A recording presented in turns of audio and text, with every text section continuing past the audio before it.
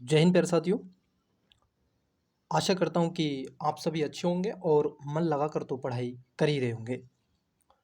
जैसा कि आपने थंबनेल में देखा कि हम आपके साथ में UP PCS PYQ previous question paper जो हमारी सीरीज़ है, इसको हम आज से कंटिन्यूअसली आगे बढ़ा रहे हैं। अब तक हमने इस सीरीज़ में, क्योंकि ये सीरीज़ कंटिन्यूअसली चल रही थी, लेकिन स्टूडेंट्स का कमेंट्स आया कि सर थोड़ा सा आर ओ का टेस्ट सीरीज़ और यूपी पीसीएस की टेस्ट सीरीज़ प्रोवाइड करवा दें। हमने आपको दृष्टि आईएएस की टेस्ट सीरीज और ध्येय आईएएस की टेस्ट सीरीज दोनों ही चर्चा का बिंदु बनाई और टेलीग्राम पर उनका पीडीएफ भी प्रोवाइड करवाया। प्यारे विद्यार्थी, अब तक हमने इस सीरीज में 2024 का पेपर, 23 का पेपर और 22 का पेपर, लास्ट 3 वर्ष के क्वेश्चन पेपर न केवल हमने उसका आंसर की, बल्कि डेप्थ में हमने उसको क्वेश्चन का एनालिसिस भी किया है और भविष्य 2025 में प्रीलिम्स में क्या संभावनाएं हो सकती हैं क्वेश्चन आने की, उस पर भी हमने दृष्टिपात किया है। अब तक हमने इस सीरीज के माध्यम से 2024, 23 और 22 के क्वेश्चन पेपर डिस्कस कर लिए हैं। खासतौर पर जीएस पेपर नंबर 1 सीसैट की सीरीज भी मैं आपसे स्टार्ट करूंगा और कोशिश करूंगा कि वो सीरीज आपसे लाइव क्लास में डिस्कस हो और जो भी आपका क्वेश्चन आए और उसका कंटिन्यूअसली हाथों हाथ रिप्लाई भी दिया जाए। तो आज की जो क्लास है, आज की क्लास हमारी, ये हमने सीरीज लिया है पेपर नंबर आपका जो ए है सीरीज, और 2021 का पेपर हमने लिया है यूपीपीसीएस का। ओके, ये हमने उसकी ऑफिशियल वेबसाइट से लिया है, ठीक है, इधर उधर से नहीं। इस तरीके से आपको पेपर मिलता है। मैं आपको एक और बात बता दूं यहाँ पे कि यहाँ आपको अपना अनुक्रमांक लिखना होगा, ये जो आपको, ठीक है, और यहाँ पर आपको शब्दों में लिख देना है जो भी आपका अनुक्रमांक होता है। 2 घंटे का समय आता है डियर, एक और बात ध्यान रखो, 2 घंटे का आपको समय मिलता है और 150 क्वेश्चन आपको मिलेंगे। इन 150 क्वेश्चन को, कौन से क्वेश्चन को स्किप करना है, कौन से क्वेश्चन को पिक करना है, कौन सा क्वेश्चन इजी कैटेगरी का है, कौन सा हार्ड है, ये सब, और कौन सा करंट अफेयर है, अगर ये स्टैटिक है तो करंट अफेयर से कैसे कनेक्ट है, भविष्य में क्या क्वेश्चन पूछा जा सकता है, क्योंकि पीसीएस क्वेश्चन को रिपीट भी करता है। इन सभी विषयों को ध्यान में रखते हुए हम आपके चर्चा का बिंदु इस क्वेश्चन को बनाएंगे। ये पेपर आपसे हिंदी इंग्लिश दोनों में डिस्कस किया जाएगा। आप जिस भी लैंग्वेज में कंफर्टेबल हैं, वीडियो को पोस्ट करके आराम से क्वेश्चन को डिस्कस करें। तो चलिए आज की क्लास का पहला क्वेश्चन लेते हैं। क्वेश्चन आपकी स्क्रीन पर, आई होप कि आपको विजुअल हो रहा है, सारी चीज़ें ऑडिबल हो रही हैं। अभी तक यदि चैनल को सब्सक्राइब नहीं किया है तो कर लो, वीडियो को लाइक भी कर दो, दोस्तों के साथ में जितना हो सके शेयर भी कर दो। तो पहला क्वेश्चन देखिए क्या है। पहला क्वेश्चन देके रखा है आपका, ये अभिकथन और कारण वाला क्वेश्चन है। मुगल साम्राज्य मूल रूप से एक सैनिक राज्य था, मतलब कि जो मुगल हुआ करते थे ये क्या थे, एक सैनिक साम्राज्य के रूप में इनको जाना जाता था। कारण है कि केंद्रीय शासन व्यवस्था के विकास की प्रण शक्ति उसकी सैनिक शक्ति पर निर्भर करती थी। आपको क्या लगता है, वीडियो में इसका राइट आंसर दें। देखिए, आइए इसको समझते हैं। यहाँ पर कह रहे हैं मुगल साम्राज्य मूल रूप से एक सैनिक साम्राज्य के रूप में जाना जाता है। ऑफकोर्स ये बात सही है। मुगल साम्राज्य किस तरीके से बाबर से चीज़ें स्टार्ट होती हैं और औरंगजेब के पश्चात आकर के चीज़ें समाप्त होती हैं। वो 1526 पानीपत का युद्ध आपने पढ़ा होगा और सारी चीज़ें इतिहास के पन्नों में आपने जानी होंगी। तो ये सब के सब जितने भी शासक हुए, जितने भी राजा हुए, ये सभी के सभी क्या थे, एक योद्धा के रूप में इनको जाना जाता था, एक सैनिक जाने जाते थे। अभिकथन एकदम सही है। कारण है कि केंद्रीय शासन व्यवस्था के विकास की प्रण शक्ति उसकी सैनिक शक्ति पर निर्भर करती थी। बिल्कुल, क्योंकि जो केंद्रीय शासन व्यवस्था हुआ करती थी वो खासतौर पर उसकी सैन्य शक्ति पर डिपेंड करती थी। ये उसके प्राण शक्ति के रूप में जाना जाता था। तो यहाँ पर कारण भी आपका सही है और आर एक ही सही व्याख्या भी करता है, इसलिए आपका करेक्ट आंसर जो हो जाएगा ऑप्शन नंबर ए हो जाएगा dear. English medium, option number A इसका करेक्ट आंसर हो जाएगा। चलिए नेक्स्ट क्वेश्चन की तरफ बढ़ते हैं। क्वेश्चन नंबर 2, आपको क्वेश्चन विजिबल हो रहा है, ठीक है, ज़्यादा इसको जूम नहीं करेंगे क्योंकि हिंदी इंग्लिश दोनों में आपको क्वेश्चन विजिबल है। क्वेश्चन है आपका, निम्नलिखित में से कौन सा द्वीप कैरेबियन सागर में अवस्थित नहीं है।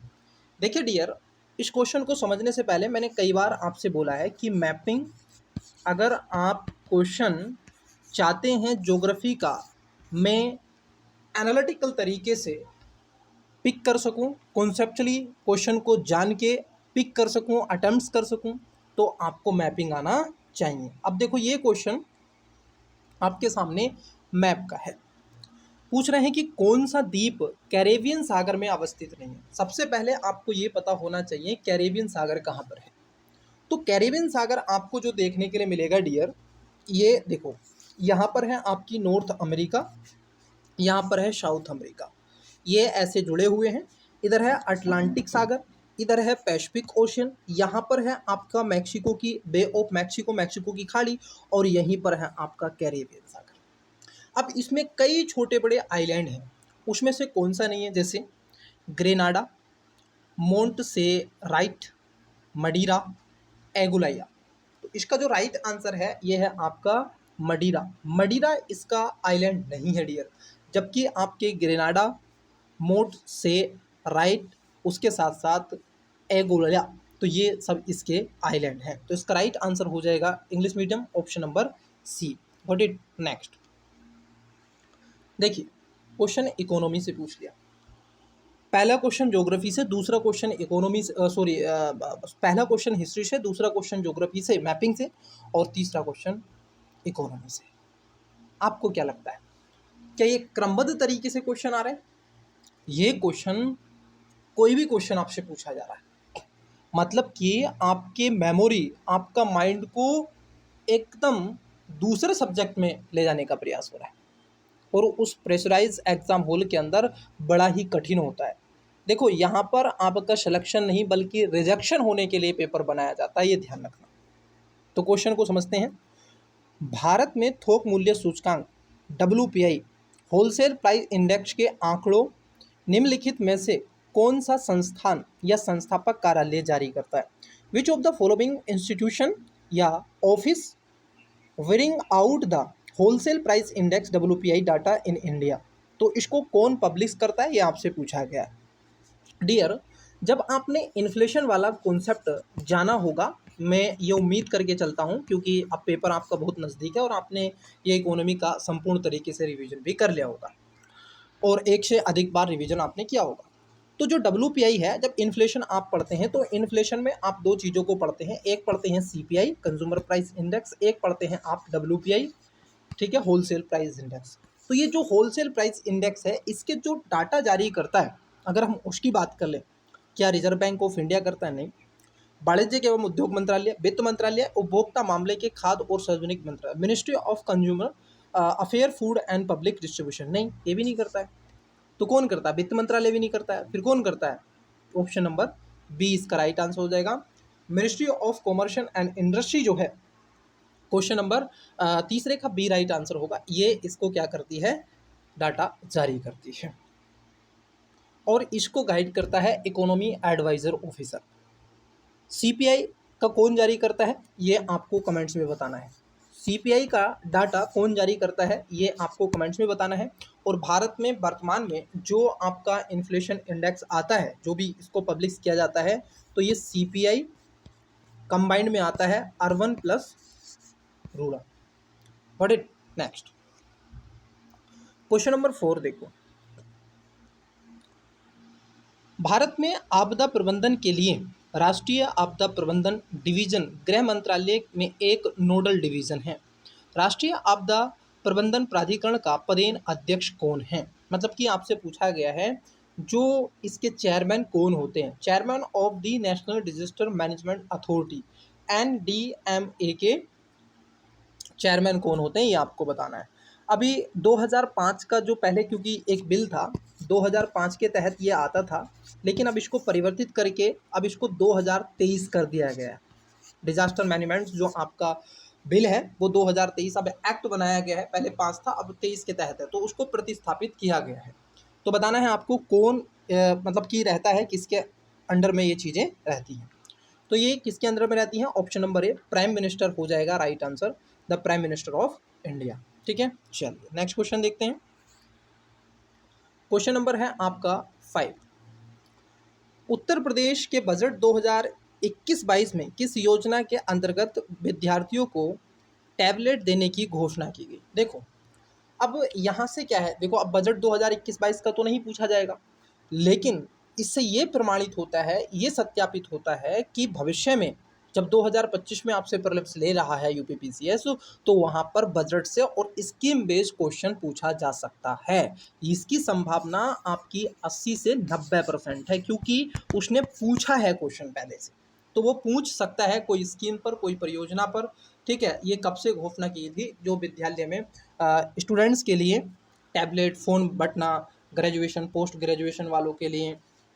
ठीक है, तो इसका जो राइट आंसर हो जाएगा चीफ मिनिस्टर अभ्युदय योजना। तो right answer option number A हो जाएगा डियर।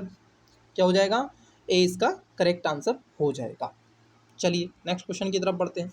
तो ऐसे क्वेश्चन पूछे जा सकते हैं आपसे। क्वेश्चन नंबर 6, निम्नलिखित में से कौन सा एक कोको का प्रमुख उत्पादक देश नहीं है? Which one of the following is not a major cocoa producer country? अब डियर देखो, ऐसा क्वेश्चन ऑलरेडी यूपीएससी ने भी क्वेश्चन पूछा है, बट अंतर क्या है, यहाँ पर थोड़ा सा आपसे बस डायरेक्ट क्वेश्चन पूछ लिया वन लाइनर। यूपीएससी ने स्टेटमेंट बेस्ड क्वेश्चन पूछा था, लेकिन पूछा तो है, और ये उसकी कॉपी कर ली गई है। आइए एक एक करके बात करते हैं। ये कह रहे हैं लातविया, देखो नहीं है। पहली बात तो लातविया, लिथुआनिया, कुछ दिमाग में चीज़ें बन रही हैं।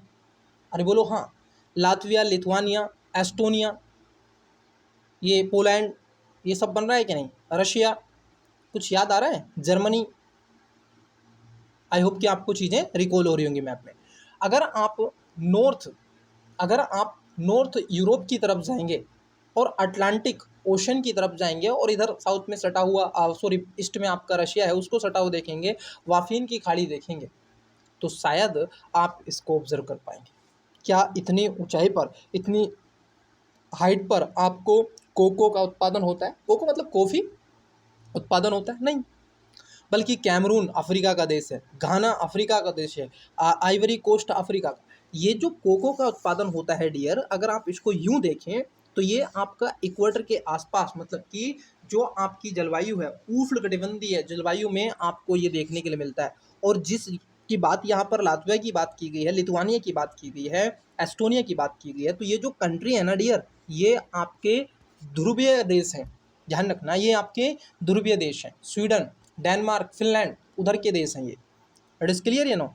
तो वहाँ पर कोको का उत्पादन नहीं होता है। तो इसका जो राइट आंसर आएगा ऑप्शन नंबर ए इसका करेक्ट आंसर आएगा। मैपिंग विद ज्योग्राफी और इकोलॉजी एनवायरनमेंट, ये कंबाइंड तरीके से क्वेश्चन पूछा गया है प्यारे। तो आपको अपना नॉलेज लेवल जो है वो बढ़ाना पड़ेगा। आपको ये चीज़ें समझनी पड़ेंगी कि डिमांड क्या है और हम पढ़ क्या रहे हैं। देखो, रट्टू तोता मत बनो, कॉन्सेप्चुअली चीज़ों को समझो। और यदि मैं आपके साथ में पीवाईक्यू शेयर कर रहा हूँ, डिस्कस कर रहा हूँ, तो इस चीज़ को भी थोड़ा सा समझो। आप इस चीज़ को जानो और फिर देखो, अगर आप भी क्वेश्चन लगाएंगे तो आपके राइट होने के चांसेस वहाँ पर 80 से 90% बढ़ जाएंगे। It is clear you no? Question number 7, निम्नलिखित में से भारतीय संविधान का कौन सा अनुच्छेद आकस्मिकता निधि से संबंधित है? डियर एस्पिरेंट्स, आपने बजट पढ़ा होगा, वहाँ पर संचित निधि पढ़ी होगी, आकस्मिकता निधि पढ़ी होगी, कंटिजेंसी फंड ऑफ इंडिया और कंटिजेंसी फंड ऑफ इंडिया, ये दो होते हैं। ठीक है, ये आपने पढ़ा होगा। और उसके साथ साथ स्मॉल सेविंग फंड भी आपने पढ़ा होगा। Got it? तो यहाँ पर आपसे पूछा जा रहा है कि कौन सा संबंधित है ये आर्टिकल आकस्मिक निधि से। क्वेश्चन नंबर 7, देखो ये अगर हम बात कर लें क्वेश्चन, जो आपका ऑप्शन नंबर बी है, कई स्टूडेंट्स बी इसका राइट मार्क कर रहे हैं, लेकिन ये गलत है, क्योंकि इसमें भारत की संचित निधि की बात की गई है। संचित निधि की बात की गई है प्यारे। इट इज क्लियर या नो? तो ये संचित निधि से है, तो यहाँ पर बी नहीं है। इसका जो करेक्ट आंसर है वो है आर्टिकल संविधान का 269। तो right answer option number C हो जाएगा, जो आकस्मिकता निधि की बात करता है। It is clear you know? तो ऐसे क्वेश्चन आपसे पूछे गए हैं।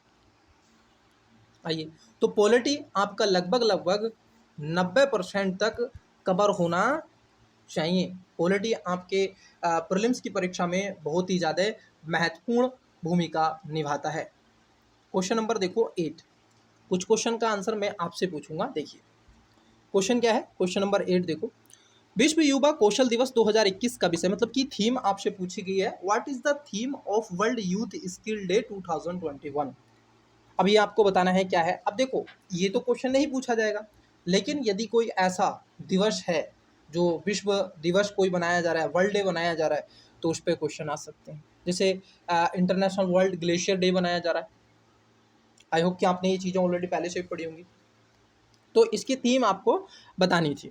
तो इसमें आ जाएगा, इसका राइट आंसर हो जाएगा रिमेजनिंग यूथ स्किल्ड पोस्ट पैंडेमिक, क्योंकि उस समय जो था ये कोविड के समय चीज़ें हुई थी। 2021 का जो बजट था और उस समय कोविड भी था 2021 में, है ना। तो यहाँ पर डी इसका राइट आंसर होगा प्यारे।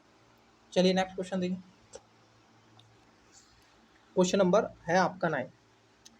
कोविड-19 महामारी की दूसरी लहर के समय किस संस्थान ने नाइट्रोजन जनरेटर को ऑक्सीजन जनरेटर में बदलने की प्रदर्शन किया था। अब देखो ये बिल्कुल इस समय सप्लाई का माहौल था। मेरे को बहुत अच्छे से ध्यान है उस पैंडमिक का एरा, और ज़िंदगी भर वो याद रहेगा। जब तक जीवन रहेगा तब तक कोरोना वायरस का वो पैंडमिक वाला माहौल ज़िंदगी भर तक याद रहेगा। ठीक, तो यहाँ पर आपसे पूछा जा रहा है, तो ये जो किया था आईआईटी मुंबई ने इस चीज़ को किया था। इन्होंने ही क्या किया था, जो आपका नाइट्रोजन से जनरेटर को ऑक्सीजन में बदलने की प्रक्रिया शुरू कर दी थी। तो ऑप्शन नंबर 20 का राइट आंसर हो जाएगा। ये एक फैक्चुअल क्वेश्चन है एज ए करंट अफेयर। निम्नलिखित में से कौन सा कारण भारत के उत्तर पश्चिम भाग में शीत ऋतु में होने वाली वर्षा के लिए उत्तरदायी है। Which one of the following cases is responsible for rainfall during winter in north west part of India. तो ऐसा कौन सा ऐसा केसेस है, कौन सा ऐसा कारण है, ये आपको बताना है प्यारे। तो देखो आइए थोड़ा सा इस चीज़ को मैं समझा देता हूँ।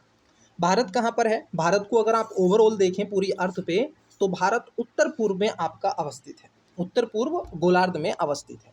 उसके साथ साथ हम अगर देखें, जैसे ये बात कर रहा है विंटर के समय में, मतलब कि शरद ऋतु में, तो उस समय क्या होता है कि जो आपका ब्रिटेन का रीजन है, ब्रिटेन ऊपर चले गए थोड़ा सा नीचे आ जाओ, मेडिटेरियन सी भूमध्य सागर, भूमध्य सागर से क्या होती हैं इस तरीके से ऐसे पछुआ पवनें चलती हैं, और ये जो पवनें चलती हैं ये होता क्या है, आगे पढ़ने वाले जो भी कंट्री होते हैं उनसे टकराती हैं। जैसे आपका लेबनान पड़ेगा आगे, है ना, ये तुर्की पड़ेगा, उनसे टकराती हैं, आगे टकरा करके और सीधा सऊदी अरब की तरफ मूव करती हुई और उसके आगे निकलते हुए ईरान, इराक और पाकिस्तान और ऊपर की तरफ जाती है। ठीक है, जिसको बोलते हैं जेट स्ट्रीम। जेट स्ट्रीम, ये जो हवाएं हैं ये ऐसे मूव करती हैं और ये ऐसे मूव करती हैं, ऐसे चलती है जेट स्ट्रीम, कुछ इस तरीके से चलती है, आगे आती है। आगे खड़ा हुआ है आपका 2500 किलोमीटर वर्ग किलोमीटर वाले एरिया में जो आपका है हिमालय, और उसमें बड़ी बड़ी चोटियां आपको देखने के लिए मिलेंगी। दुनिया की सबसे बड़ी चोटियां इसी में है, हिमालय में, जो कि बलित पर्वत है। अब इसमें क्या होता है, जैसे ही ये हिमालय से, तो एक जो इसकी धारा है वो ऊपर चली जाती है तिब्बत की तरफ, और एक धारा नीचे की तरफ आ जाती है। अब होता क्या है, जैसे ही नीचे की तरफ आती है टकरा करके हिमालय से, तो नॉर्थ वेस्ट के रीजन में ये बरसात होती है शरद ऋतु में, और जो आपकी रबी की फसलों के लिए बड़ी ही उत्तरदायी मानी जाती है, लाभदायक ये होती है। तो ये जेट स्ट्रीम होता है जो आपका, इसको हम वेस्टर्न डिस्ट्रीब्यूशंस भी जानते हैं, पश्चिमी विक्षोभ भी इसको हम कहते हैं। रबी की फसलों में खासकर राजस्थान में, पंजाब में, हरियाणा में, पश्चिमी उत्तर प्रदेश में शरद, नवंबर और दिसंबर के समय आप देखोगे डियर बरसात होती है। तो इसको ध्यान में रखना है। इसका राइट आंसर क्या होगा, ऑप्शन नंबर सी इसका करेक्ट आंसर। ये तब पढ़ा जाता है जब हम क्लाइमेटोलॉजी पढ़ते हैं, किसका, इंडिया का, इंडियन क्लाइमेटोलॉजी या भारतीय मानसून के बारे में हम पढ़ते हैं, तब हमें ये चीज़ें इंटरग्रेट करके पढ़ाई जाती हैं। इट इज क्लियर या नो, गॉट इट। चलिए क्वेश्चन नंबर देखो आपका 11, fly ash pollution is causes by, मतलब कि ये जो फ्लाई एश प्रदूषण है ये कैसे होता है, इसका कारण क्या है। अब देखो यहाँ पर क्या है, थोड़ा सा कंपेयर भी कर लेते हैं। यूपीएससी ने क्या पूछा था, इसका एप्लीकेशन पूछा था, इसके उपयोग पूछे थे फ्लाई एश के, लेकिन पीसीएस ने पूछा है इसका सोर्स क्या है, ये क्यों आता है, कहाँ से आता है। तो तेल शोधन से, उर्वरक उद्योग से, ताप विद्युत संयंत्र से या खनन से। देखो अब इसमें आता तो इन सभी से है थोड़ा थोड़ा, लेकिन इसमें अगर हाईएस्ट देखें तो वो आता है आपका थर्मल पावर जो प्लांट होते हैं, जिसमें ताप विद्युत संयंत्र होते हैं जो कोयले से चलती है, जहाँ से बिजली बनती है, उसकी चिमनियों से क्या होता है डियर, उसकी चिमनियों से ही क्या होता है, कलिक राख निकलती है। और ये कलिक राख क्या होती है, आगे जाके जम जाती है और ये प्रदूषण फैलाती है। इसके साथ साथ इसके सदुपयोग भी हैं। इसको आप इसकी ईंट बना सकते हैं, कंक्रीट में इसका इस्तेमाल कर सकते हैं, एग्रीकल्चर में इसका इस्तेमाल कर सकते हैं। दैट्स ठीक है। अच्छा, नेक्स्ट क्वेश्चन की तरफ बढ़ते हैं। क्वेश्चन नंबर है आपका 12। उत्तर प्रदेश स्वामी विवेकानंद ऐतिहासिक पर्यटन यात्रा योजना 2021 को उत्तर प्रदेश सरकार ने धार्मिक यात्रा के लिए निम्न में से किस व्यक्ति के लिए आरंभ की गई। अब ये जो आपकी स्वामी विवेकानंद ऐतिहासिक पर्यटक जो यात्रा थी, ये टारगेट किया था 2021 के बजट में भारत उत्तर प्रदेश सरकार ने, सॉरी, तो उसमें टारगेट किया था एक पार्टिकुलरी वर्ग को। तो कौन सा ऐसा क्लास थी जिसको इसमें जो इसकी इजिबिलिटी रखते हैं, तो इसमें खासतौर पर किसके लिए थी ये, क्या बुजुर्गों के लिए थी, महिलाओं के लिए थी, या फिर जो विडोज होते हैं उनके लिए थी। तो देखो ये खासतौर पर लेबर के लिए थी, जो मजदूरों के लिए इसको रखा गया था ताकि वो धार्मिक यात्रा कर सकें। चलिए क्वेश्चन देखिएगा, ये पीसीएस वालों ने क्या किया है कि इस पेपर का पीडीएफ तो बनाया है, लेकिन उन्होंने फोटो खींचने में थोड़ी सी गड़बड़ कर दी है, टेढ़ा मेढ़ा उसको कर दिया है ना। दिखा देता हूँ आपको, आपको यकीन नहीं आ रहा, देखो ये टेढ़ा मेढ़ा कर दिया है, ये बिल्कुल, ये भी टेढ़ा मेढ़ा, देखो ये सब इन्होंने, इनसे ज्वाइनिंग सही नहीं मिला है। खैर चलो कोई नहीं, आइए देखिए, हमें क्वेश्चन से मतलब है, क्वेश्चन हमें दिख रहा है, बाकी चीजें एक साइड करते हैं। Question number 13। निम्नलिखित में से कौन अन्य तीनों की तुलना में ज्यादा सूर्य की रोशनी परावर्तित करता है, मतलब कि which of the following reflect back more sunlight as compare to other threes. तो इसमें से सबसे ज्यादा जो रोशनी रिफ्लेक्ट करता है, कई बार कलर्स के बारे में पूछा जाता है, जैसे रेत का रेगिस्तान, धान की खेत की भूमि, ताज़ा बर्फ से ढकी भूमि, या फिर आप देखोगे प्रेरी भूमि, मतलब कि समशीतोष्ण जो क्षेत्र होता है। आपको बताना है कौन सा इसमें जो सबसे ज़्यादा रिफ्लेक्ट करता है। चलिए एक एक करके बात करते हैं। देखो रिफ्लेक्ट का मतलब है कि ये आपका सूर्य है, सूर्य से नीचे इसका जो प्रकाश है वो आ रहा है। अब ये प्रकाश यहाँ पर पड़ी हुई कई ऐसी वस्तुएं हैं, सतह हैं, कुछ ऐसे होंगे कई कलर के हैं, तो कुछ ऐसे हैं जो बहुत ज़्यादा रिफ्लेक्ट करके इसको बाहर निकाल देते हैं, और कुछ हैं कि वो यहीं पर इसको हीट कर लेते हैं, कुछ दूरी तक जाने देते हैं, रोक लेते हैं, और कुछ है कि नहीं बिल्कुल जाने देंगे, बुलाती है मगर जाने का नहीं। तो ऐसे ही है डियर इशू। जैसे ब्लैक कलर है, कोई मान लीजिए काली वस्तु है, आपने अगर काली वस्तु या काले कलर की आपने शर्ट टी शर्ट या जो भी कपड़े पहने हुए हैं, वस्त्र धारण किए हुए हैं, और आप गर्मी में निकल जाएं जून की, और आपके आस पड़ोस में खड़े हुए व्यक्ति जो भी पर्सन हैं उन्होंने व्हाइट कलर की ड्रेस पहनी हो, ये ध्यान रखिए, वो अपेक्षाकृत आपसे सही महसूस करेंगे क्योंकि आपने काला कलर का कपड़ा पहना हुआ है, और वो सूर्य के प्रकाश को, आने वाली किरण को वो रिफ्लेक्ट नहीं करता बल्कि ऑब्जर्व कर लेता है, उसको रोक लेता है। और व्हाइट कलर क्या होता है, वो रिफ्लेक्ट कर देता है। देखो अब यहीं से इसको निकाल लो। ये कह रहे हैं रेत का। अब देखो रेत का जो रेगिस्तान है, अब सूरज से आने वाली जो किरणें हैं रेत पे पड़ेंगी, रेत पे पड़ेंगी तो वो जब तक हीट नहीं होगी भूमि तब तक तो वो रिफ्लेक्ट करेगा ही नहीं, तब तक वो ऑब्जर्व करता रहेगा, तो ये तो हो ही नहीं सकता। धान की खेत की भूमि, अब देखो धान है उसमें मीथेन ऑलरेडी पहले से होती है, उसमें कई विभिन्न प्रकार की गैसें निकलती है, और मीथेन बहुत हीट गैस होती है और सूर्य के प्रकाश को ऑब्जर्व कर लेती है, यहाँ पर उसको रोक लेती है, तो ये भी नहीं होगा। ताजा बर्फ से ढकी भूमि, अब देखिए यहाँ पर मान लीजिए ये एक लैंड एरिया है, अब इसके ऊपर मैं व्हाइट कलर की बर्फ की चादर चढ़ा दूं, व्हाइट कलर की बर्फ की चादर चढ़ा दूं, तो डियर ध्यान रखना, अब सूर्य का प्रकाश इस पे पड़ेगा, तुरंत रिफ्लेक्ट करेगा, पड़ेगा तुरंत रिफ्लेक्ट करेगा, क्योंकि इसकी हाई रिफ्लेक्शन आपको देखने के लिए मिलती है। रीजन एंड दैट कि वो व्हाइट कलर है। ये कह रहे हैं आपसे समथिंग नहीं, इसमें जो राइट आंसर है ऑप्शन नंबर सी इसका राइट आंसर हो जाएगा। इन तीनों में अगर तुलना आप कर रहे हैं तो सबसे रिफ्लेक्ट तो सब करते हैं, सूर्य की जो एनर्जी है, ऊर्जा आती है, टकराती है, चली जाती है, लेकिन कौन ज़्यादा उसको मात्रा में रिफ्लेक्ट करता है? तो वो है आपकी ताज़ा बर्फ से ढकी भूमि। जब स्नोफॉल होता है तो उस समय होता है land cover with fresh snow. Next question, question number है आपका 14 नंबर का क्वेश्चन। निम्नलिखित शहरों में से किस एक में देश का प्रथम भारतीय कौशल संस्थान स्थापित किया गया? अब ये जो क्वेश्चन है dear, in which one of the following countries cities countries is first Indian institute of skill was establish. तो ये जो क्वेश्चन है ये करंट अफेयर से क्वेश्चन है डियर। तो ये जो स्थापित किया गया था क्वेश्चन नंबर 14 में, ये कानपुर उत्तर प्रदेश, कानपुर देहात है और एक कानपुर है, ध्यान रखना। यूपी का एक जिला है कानपुर और यहीं पर गंगा सबसे ज़्यादा प्रदूषित है। चलिए नेक्स्ट क्वेश्चन देखते हैं। फ्रेंच ओपन टेनिस टूर्नामेंट्स 2021 की महिला एकल खिताब की विजेता बारबोरा क्रेजसिकोवा निम्नलिखित में से किस देश से? तो ये आपको वीडियो को पोस्ट करके बताइएगा। ये जो क्वेश्चन है, ये क्वेश्चन क्या है? ये क्वेश्चन आपका करंट अफेयर का है। तो ये थी चेक गणराज्य से। कहाँ से थी? चेक गणराज्य। कहाँ पर है चेक गणराज्य? आपको कमेंट्स में बताना है। देखते हैं मैपिंग आपकी कितनी स्ट्रोंग है। ये आपको कमेंट्स में बताना है कि चेक गणराज्य आपका किस महाद्वीप में है, कहाँ पर है। नेक्स्ट क्वेश्चन,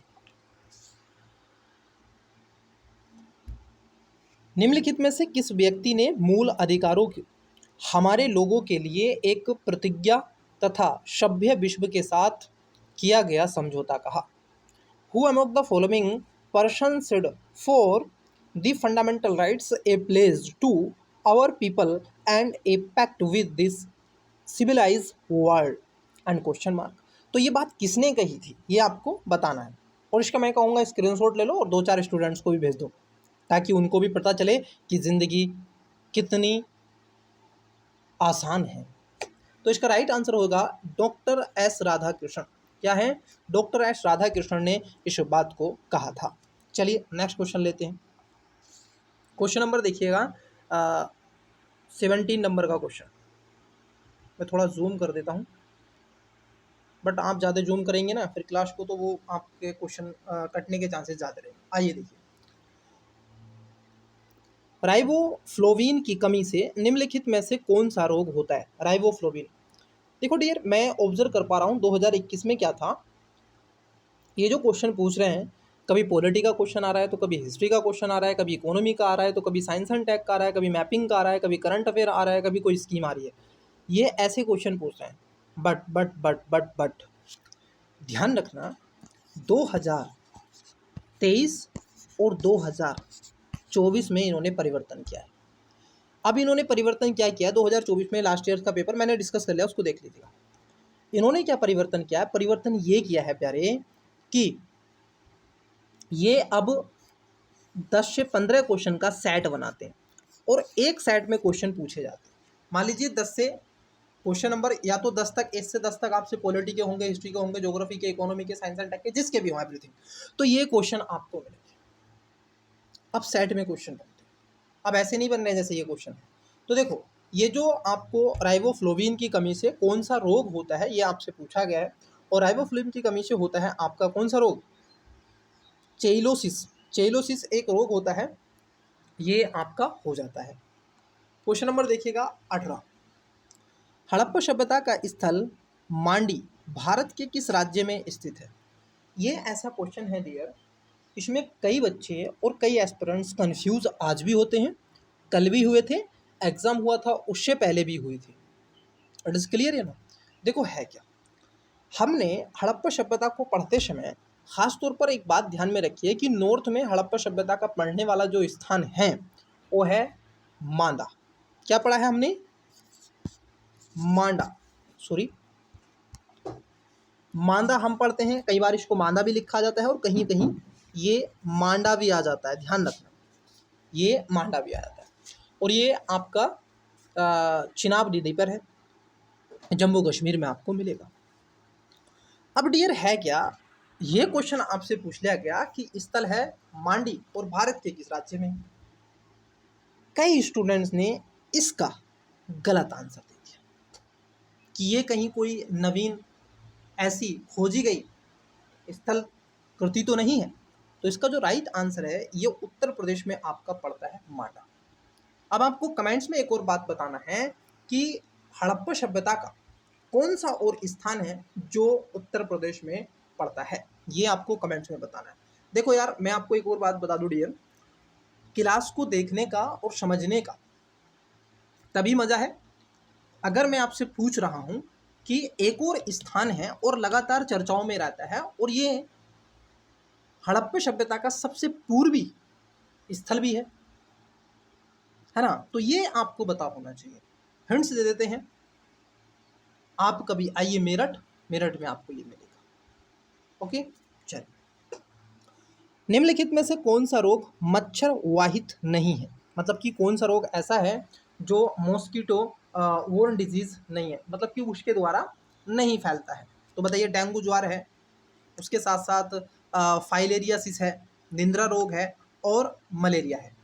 देखो प्यारे, यहाँ पर अगर हम बात कर लें, जो निंद्रा रोग है, स्लीपिंग सिकनेसिस, ये जो स्लीपिंग सिकनेसिस होता है, मलेरिया जो निंद्रा रोग होता है, ये एक मक्खी के काटने से होता है। किसके काटने से होता है? मक्खी के काटने से ये रोग हो जाता है, ना कि डेंगू से होता है। और डेंगू से ये सब होते हैं, डेंगू फीवर है, फाइलेरियासिस हो जाता है, मलेरिया हो जाता है ना, चिकनगुनिया हो जाता है। ये सब क्या है? ऐसे रोग हैं जो खास तौर पर मच्छर के काटने से होते हैं, है ना, वो जो मादा मच्छर है उसके काटने से। तो निंद्रा रोग होता है आपका मक्खी के काटने से, जो मक्खी होती है बीक के काटने से होता है। क्वेश्चन नंबर है आपका 20 नंबर। 2011 की जनगणना के अनुसार किस राज्य का जनसंख्या घनत्व सबसे कम था? अब यहाँ पर क्या पूछा जा रहा है? जनसंख्या घनत्व, और क्या पूछा है? कम पूछा है प्यारे। ठीक है, देखो मैं आपसे थोड़ा सा डिस्कस करता हूँ। जब 2011 की जनगणना हुई, अभी तक तो 2011 का ही डाटा हम सेंसस यूज करते हैं, ये सबसे बड़ी गोल्ड अपॉर्चुनिटी है। एक रिस्क बढ़ जाएगा जब आपके सामने जो भी जनगणना 2026-27 में होगी उसके डाटा आएंगे, एक नई चीज़ आपको मिलेगी और एग्जामिनर के पास में अपॉर्चुनिटी होगी वो कितने क्वेश्चन आपसे पूछे, वट इट, क्योंकि वो कंपेयर करवा सकता है आपसे, 2011 का डाटा दे सकता है, फिर 2026-27 का डाटा दे सकता है, जो भी जनगणना की बात हो रही है। तो यहाँ पर कह रहा है कि जनसंख्या घनत्व, जनसंख्या घनत्व का मतलब होता है 1 वर्ग किलोमीटर में कितने व्यक्ति रहते हैं, सबसे कम आपसे पूछा गया है। अगर इसमें सबसे कम की बात कर ले तो सबसे जो कम है वो है आपका अरुणाचल प्रदेश। क्या हो जाएगा? 20 का राइट आंसर हो जाएगा अरुणाचल प्रदेश। लगभग एवरेज की बात कर ले तो 300 कुछ है, और इसमें ज़्यादा नहीं, लगभग आप देखोगे 30 से 40 ही रहते हैं प्रति 1 वर्ग किलोमीटर। और वैसे है 340 एवरेज अगर हम देखें ओवरऑल। सबसे हाई जो है ना, सबसे हाई अगर मैं देखूं तो वो आपका बिहार और पश्चिम बंगाल का है, और यूटीज में देखें तो दिल्ली का है। चलिए नेक्स्ट क्वेश्चन देखें। यहाँ पर क्वेश्चन पूछा गया आपसे बाटुलिज्म क्या है ये। आप क्वेश्चन पूछ लिए बाटुलिज्म इज, तो बाटुलिज्म इज क्या है ये आपको बताना है। ये है फूड वॉर्न आपका इंटॉक्सिकेशन, मतलब कि एक भोज्य पदार्थ से होने वाला विषैलापन इसको कहा जाता है। यदि हम फूड को अच्छे से नहीं खा पाते हैं, साफ़ सुथरा तरीके से नहीं बनाते हैं, हाइजीन की उसमें अगर प्रॉब्लम है तो ये चीज़ें बढ़ सकती हैं, इसको बोलते हैं बाटुलिज्म। ठीक है, और ये फिर आपके डाइजेशन को, फिर ऐसी कई विभिन्न प्रकार की बीमारियां जो आपको होने के चांसेस बढ़ जाते हैं। तो इसका right answer English medium option number B. Question number 22 number का क्वेश्चन। कौन से संविधान संशोधन अधिनियम द्वारा मतदान की आयु को 21 वर्ष से घटाकर 18 वर्ष कर दिया गया? अब देखो, यहाँ से तो क्वेश्चन शायद बने, लेकिन एक मुद्दा बहुत ज़्यादा छिड़ रहा है, वोट चोरी। बिहार के इलेक्शन में विपक्ष ओपोजिशन जो नेता हैं, लीडर हैं श्री राहुल गांधी जी, उन्होंने इस बात को छेड़ दिया है। तो यहाँ से क्वेश्चन बनने के चांसेस ज़्यादा हैं, ध्यान रखना। इलेक्शन कमीशन से क्वेश्चन बनने के चांसेस ज़्यादा हैं, राइट टू वोट से बनने के चांसेस ज़्यादा हैं, आर्टिकल 226, आर्टिकल 326 सॉरी, बहुत ज़्यादा है। वोट का अधिकार को लेकर के ज़्यादा क्वेश्चन बनने के चांसेस है पॉलिटी में। इलेक्शन कमीशन से बनने का क्वेश्चन ज़्यादा है और उसको कैसे हटाया जाता है वो क्वेश्चन भी ज़्यादा है। तो यहाँ पर जो पूछा गया है 21 वर्ष से घटाकर 18 वर्ष कर गया। देखो डियर है क्या, ग्लोबल स्तर पर अगर हम देखें एक इंडेक्स निकलता है, उसको बोलते हैं राजनीतिक सूचकांक। क्या बोलते हैं? राजनीतिक सूचकांक। एक ये निकलता है, एक निकलता है स्वतंत्रता सूचकांक। डेमोक्रेटिक जो इंडेक्स आता है वो भी निकाला जाता है। तो होता क्या है, जब हम डेमोक्रेसी की बात कर लेते हैं कि डेमोक्रेसी इंडेक्स में अगर आप राइट टू वोट की बात करते हैं तो उसका एक इंडिकेटर के रूप में, फैक्टर के रूप में उसको यूज किया जाता है। हुआ क्या, 1984 से 85 के समय एक अमेंडमेंट किया गया। उस अमेंडमेंट की बात कर लें, वो जो अमेंडमेंट था आपका वो था 61 कॉन्स्टिट्यूशन अमेंडमेंट। क्या था डियर? 61 constitution amendment 1985। तत्कालीन सरकार थी राजीव गांधी जी की, ओके, कांग्रेस की सरकार थी। तो इन्होंने क्या किया कि जो 21 वर्ष के हुआ करते, जो 21 वर्ष के हुआ करते उनको वोट डालने का पहले अधिकार था, जिनकी आयु 21 वर्ष है या फिर 21 वर्ष से अधिक हो गई है। लेकिन इस अमेंडमेंट के माध्यम से इसको 18 वर्ष कर दिया गया कि जिसकी आयु 18 वर्ष है वो व्यक्ति वोट डालेगा यदि उसका नाम भारत की निर्वाचित संचित निधि में है। जो इलेक्शन वोटर लिस्ट है, वोटर लिस्ट में अगर उसका नाम है तो वो वोट डालने योग्य है, और इससे अधिक आयु का है वो भी। लेकिन ध्यान रखना उस क्षेत्र विशेष से होना चाहिए और खास तौर पर उसका वोटर लिस्ट में नाम होना चाहिए। इट इज क्लियर है ना, इलेक्टर रोल में। तो यहाँ पर कौन सा है right answer? Option number C हो जाएगा, 61 अमेंडमेंट्स 1985। Got it? ये मैंने पूरा इसका इतिहास बता दिया है। और वोट की जो बात है यहाँ पर मैं आपको बता दूं, संविधान का जो आर्टिकल है डियर, आर्टिकल 326 में ये दे के रखा है। अब कई बार बच्चों के अंदर ये भी कंफ्यूज होता है, मैं यहाँ पर भी थोड़ा क्लियर कर दूं। देखिए, कुछ कहते हैं, ज़रा समझना, मैं आपको बताता हूँ। कुछ कहते हैं कि वोट का राइट एक फंडामेंटल राइट्स है। देखिएगा ज़रा इसको समझना, क्या वोट का राइट एक आपका फंडामेंटल राइट्स है? दूसरा है आपसे क्वेश्चन, क्या वोट का जो राइट है ये एक कॉन्स्टिट्यूशनल राइट है? कॉन्स्टिट्यूशनल राइट है, संवैधानिक अधिकार है, ये आपको बताना है। उसके साथ साथ अगर हम देखें, क्या यह एक आपका कानूनी अधिकार है? अब देखो यहाँ पर जरा समझना, ये जो वोट का अधिकार है ना, ये आपका एक संवैधानिक अधिकार है।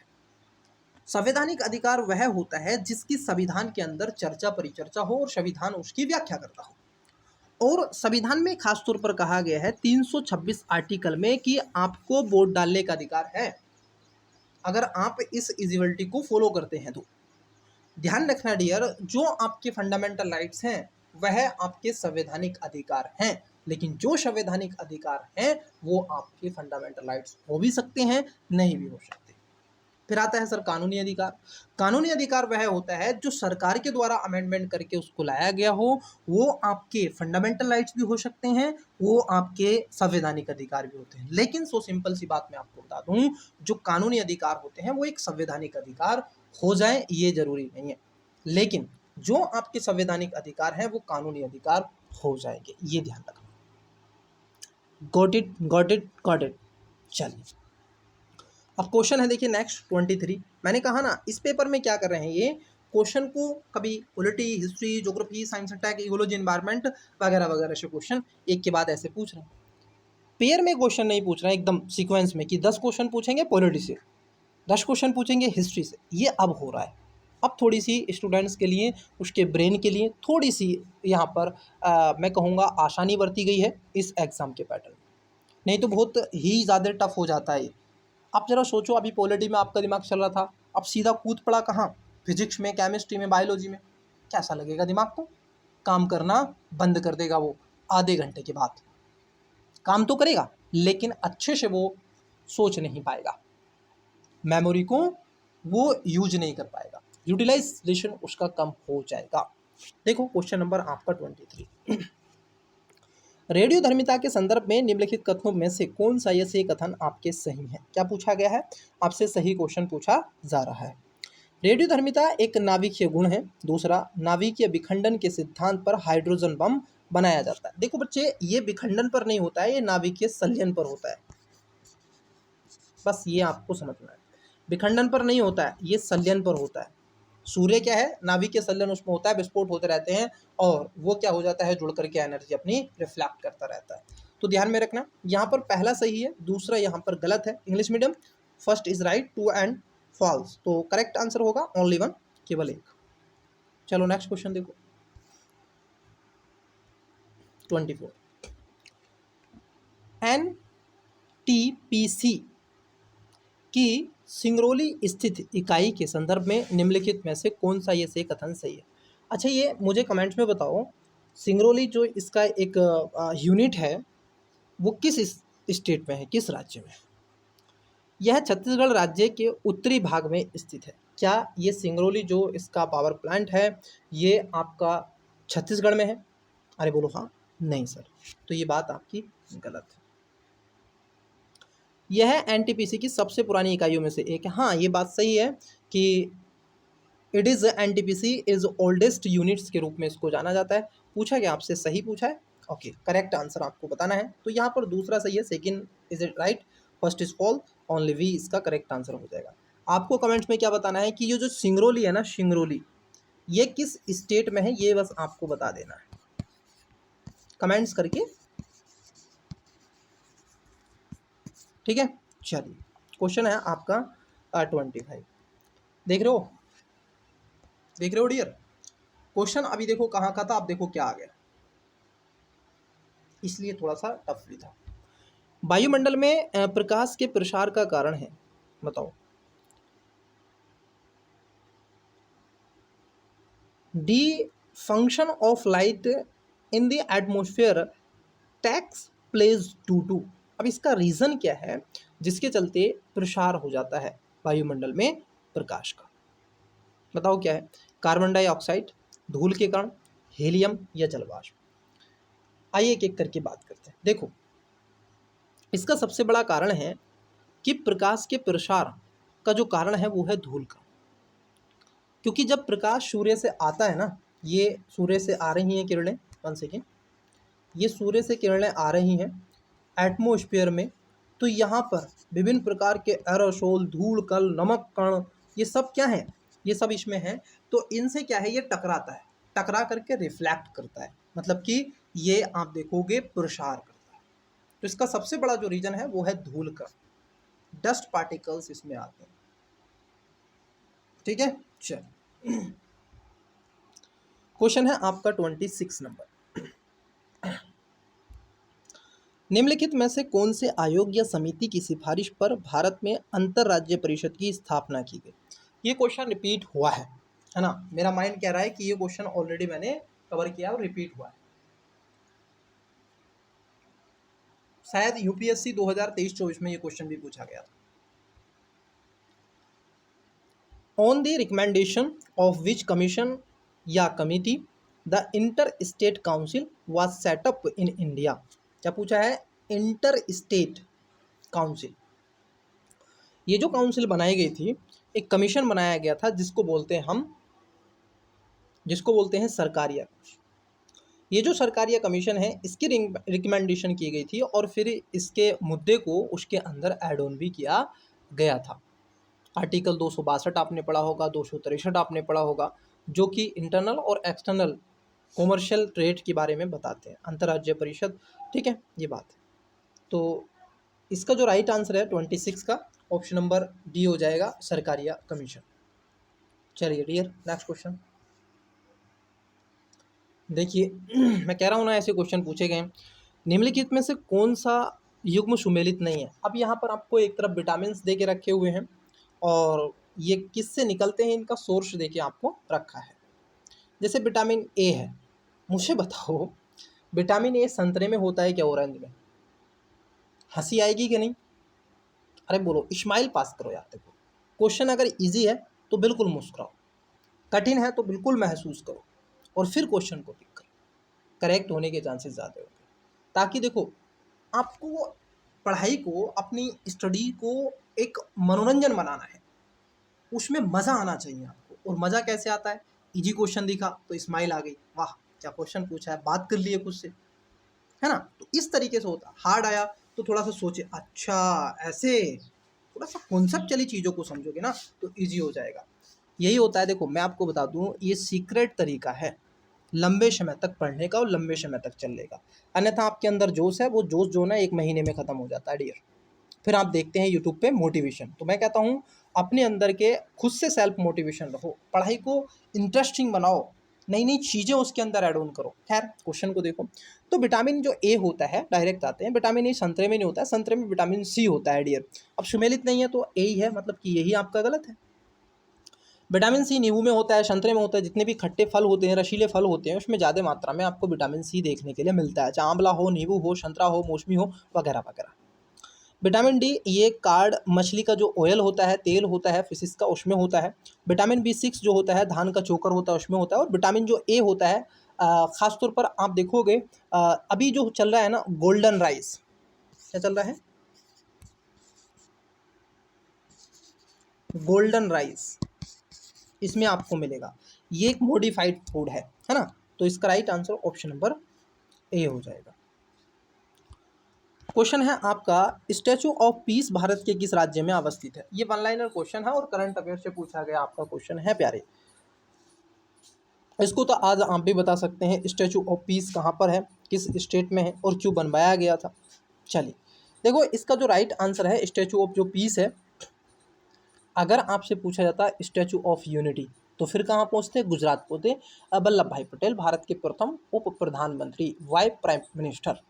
तो इसका राइट आंसर है डियर क्वेश्चन नंबर 28 का ऑप्शन नंबर बी। क्या हो जाएगा? राजस्थान में है आपका स्टैचू ऑफ पीस। क्वेश्चन है आपका नेक्स्ट।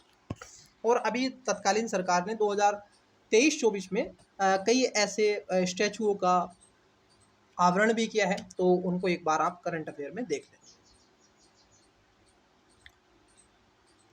प्रधानमंत्री वाणी योजना का संबंध है, बहुत ही इजी क्वेश्चन पूछा गया। देखो वाणी जो स्कीम है, मैंने इसका यूज किया था एक बार जब मैं सफ़र कर रहा था ट्रेन से। तो इस स्कीम का क्या है, इसके तहत क्या हुआ है कि सार्वजनिक जो भी पब्लिकल ऐसे प्लेस हैं वहाँ पर अवेलेबिलिटी की गई है वाईफाई, मतलब कि इंटरनेट की। तो वहाँ पर आप एक्सेस आपको मिल जाता है, आप वहाँ पर डालें अपना, आपसे फ़ोन नंबर मांगता है, उसको फ़ोन नंबर दे दें, फिर ओटीपी आता है, फिर वो डायरेक्टली वो कनेक्ट हो जाता है। अब कनेक्ट हो गया और कनेक्ट होने के पश्चात वो 1 घंटे बाद डिस्कनेक्ट होगा। ऐसा नहीं है कि वो कंटिन्यूसली चलेगा, एक बार हो गया 1 घंटे बाद डिस्कनेक्ट हो जाएगा ऑटोमेटिकली कि 1 आवर्स के लिए। क्योंकि कोई भी यात्री, मान लो आप रेलवे स्टेशन पर हो, तो कितना समय लगेगा आपको? 1 घंटा, है ना। 1 घंटा, या तो फिर आपकी रात्रि में ट्रेन होगी, अधिकतर वही लगता है 30 मिनट 1 घंटा वेट करते हैं, ठीक है। तो यहाँ पर जो राइट आंसर है, ये जो वाणी स्कीम भारत सरकार की लाई गई, इसका मूलभूत उद्देश्य है कि availability of wifi in public place, public place जो सार्वजनिक प्लेस हैं वहाँ पर क्या करना है, बस स्टैंड हो गया, रेलवे स्टेशन हो गया, एयरपोर्ट हो गया, हॉस्पिटल हो गया, तो ऐसी जगह उनको वाईफाई देनी है, ठीक है। तो इसका right answer option number D हो जाएगा। देखो कहीं पर भी क्वेश्चन में आपसे इको मार्क शब्द अगर पूछ ले तो ध्यान रखना वो इकोनॉमी से रिलेटेड है, दैट्स इट। और इकोनॉमी से ऐसे रिलेटेड है, वो किसी उत्पाद को रिलेटेड करके पूछा जा रहा है कि जो प्रोडक्ट बनाया गया है, मान लीजिए ये आप जिस डिवाइस में इस क्लास को देख रहे हैं डियर, मानो इस डिवाइस में आप देख रहे हैं, फ़ोन में आप देख रहे हैं, या जिसमें भी आप देख रहे हैं, ये फ़ोन है मान लो, है ना, इसमें आप देख रहे हैं। तो ये जो डिवाइस है इसका जो प्रोडक्शन हुआ है वो पर्यावरण के अनुकूल हुआ है। आपको कैसा पर्यावरण के अनुकूल कैसे? इसमें जो ऊर्जा लगी है, एनर्जी रिसोर्स जो आए हैं वो रिन्यूएबल एनर्जी है। इसमें जो मेटल्स यूज हो रहा है वो पर्यावरण के अनुकूल है। इसमें जो धातु का खनन उत्खनन हुआ उसको लाया गया वो पर्यावरण के अनुकूल है ना। तो इसको बोलते हैं इको मार्क। इको मार्क उसको ही दिया जाता है जो पर्यावरण के लिए सेफ, गुड फॉर इन्वायरमेंट, पर्यावरण के लिए एक अच्छी सामग्री होती है, उसके हितैषी होती है, उसके अनुकूल होती है। तो इसका राइट आंसर हो जाएगा option number B, safe goods for environments, पर्यावरण के लिए सुरक्षित सामग्री से इसका संबंध होता है। बट इट, चलो क्वेश्चन नंबर 31। भारतीय संविधान के अंतर्गत निम्नलिखित में से कौन सा मौलिक कर्तव्य नहीं है? फंडामेंटल ड्यूटीज नहीं है आपका। पहले तो आपको पता होना चाहिए ये जो फंडामेंटल ड्यूटीज थे क्या हमारे मूल संविधान के अंदर इनको वर्णित किया गया था या फिर ये बाद में आए थे या इसको ऐड ऑन किया गया था। देखो, सबसे पहले ये हमारे मूल संविधान में नहीं थे, भारतीय संविधान में ये शामिल नहीं थे। हुआ क्या था, तत्कालीन सरकार थी, इमरजेंसी उस समय लगी हुई थी देश के अंदर। 62 में आपने देखा इंडो चाइना हुआ, इंडो पाक हुआ 75 में, उसके बाद 1976 और 76 में जो इंटरनल सिक्योरिटी का मुद्दा था वो आ गया था, आंतरिक अशांति, सशस्त्र विद्रोह वगैरह वगैरह आपने पढ़ा हो। तो उस समय सरकार को ये ध्यान में रखा, उन्होंने एक कमेटी का गठन किया, स्वर्ण सिंह कमेटी, और स्वर्ण सिंह कमेटी ने रिकमेंडेशन दी तत्कालीन सरकार को कि आप फंडामेंटल ड्यूटीज़ लेकर के आओ और कहो नागरिकों से कि हम आपको नागरिकता दे रहे हैं, भारत का संविधान आपको मौलिक अधिकार दे रहा है, भारत का संविधान हम डीपीएसपी के माध्यम से ये सब कुछ चल रहा है, संविधान ये सब प्रोवाइड करवा रहा है आपको, तो आपका भी तो ये कर्तव्य होना चाहिए कि आप संविधान को सुरक्षित रख सकें, इस देश को सुरक्षित रख सकें। तो वहीं पर इसको ऐड ऑन किया गया। तो एक अमेंडमेंट हुआ था 42nd कॉन्स्टिट्यूशन अमेंडमेंट, और इसी के माध्यम से संविधान का आपने भाग 4 पढ़ा होगा प्यारे, जिसको हम डीपीएसपी के नाम से जानते हैं, और इसमें एक आर्टिकल आप ऑलरेडी जानते हैं, आर्टिकल 51 क्लोज ए इसका ऐड ऑन किया गया और 4 का क्लोज ए ऐड ऑन किया गया।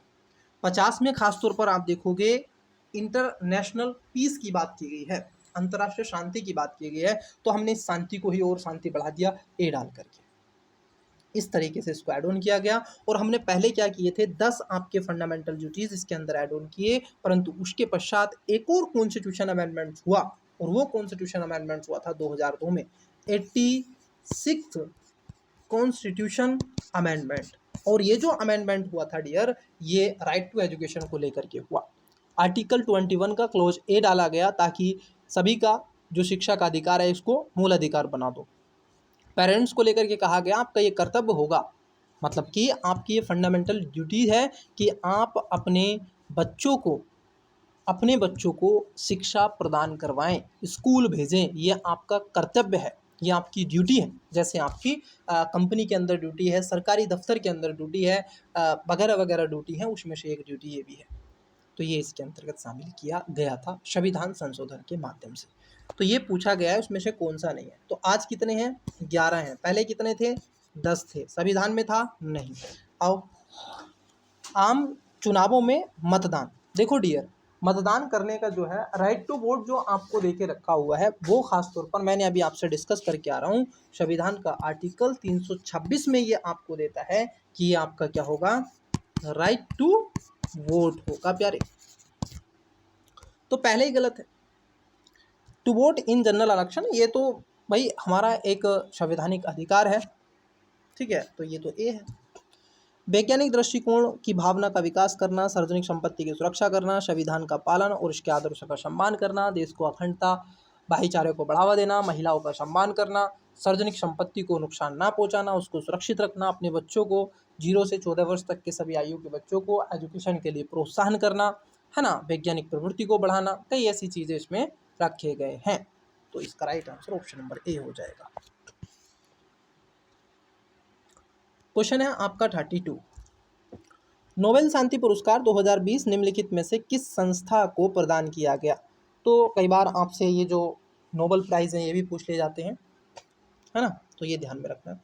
ये जो मिला था, ये मिला था वर्ल्ड फूड प्रोग्राम को, विश्व खाद्य कार्यक्रम जो है ये इसको दिया गया था 2020 का। अब ये तो आपके लिए नहीं है, लेकिन हाँ जो भी नोबेल प्राइज़ मिले हैं 2024 में 25 में जो भी, ठीक है, तो उनको आप देख लें, वहाँ से जरूर क्वेश्चन आपके लिए बन सकता है प्यारे। क्लियर, तो उसको एक बार जरूर देख लें मेरे कहने से।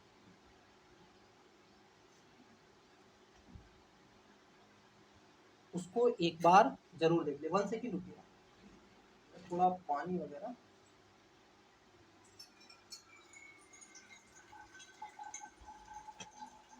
आई होप कि आपको पानी की आवाज़ आ रही होगी, ठीक है, तो थोड़ा कैंपर से पानी आ जाएगा इधर तो थोड़ा सही रहेगा। तो यहाँ पर किसको मिला है? तो आपको क्या करना है डियर, आपको जो 24-25 का है उसको एक बार देख लें। अब क्वेश्चन की बात कर रहे हैं, क्वेश्चन नंबर आपका 33,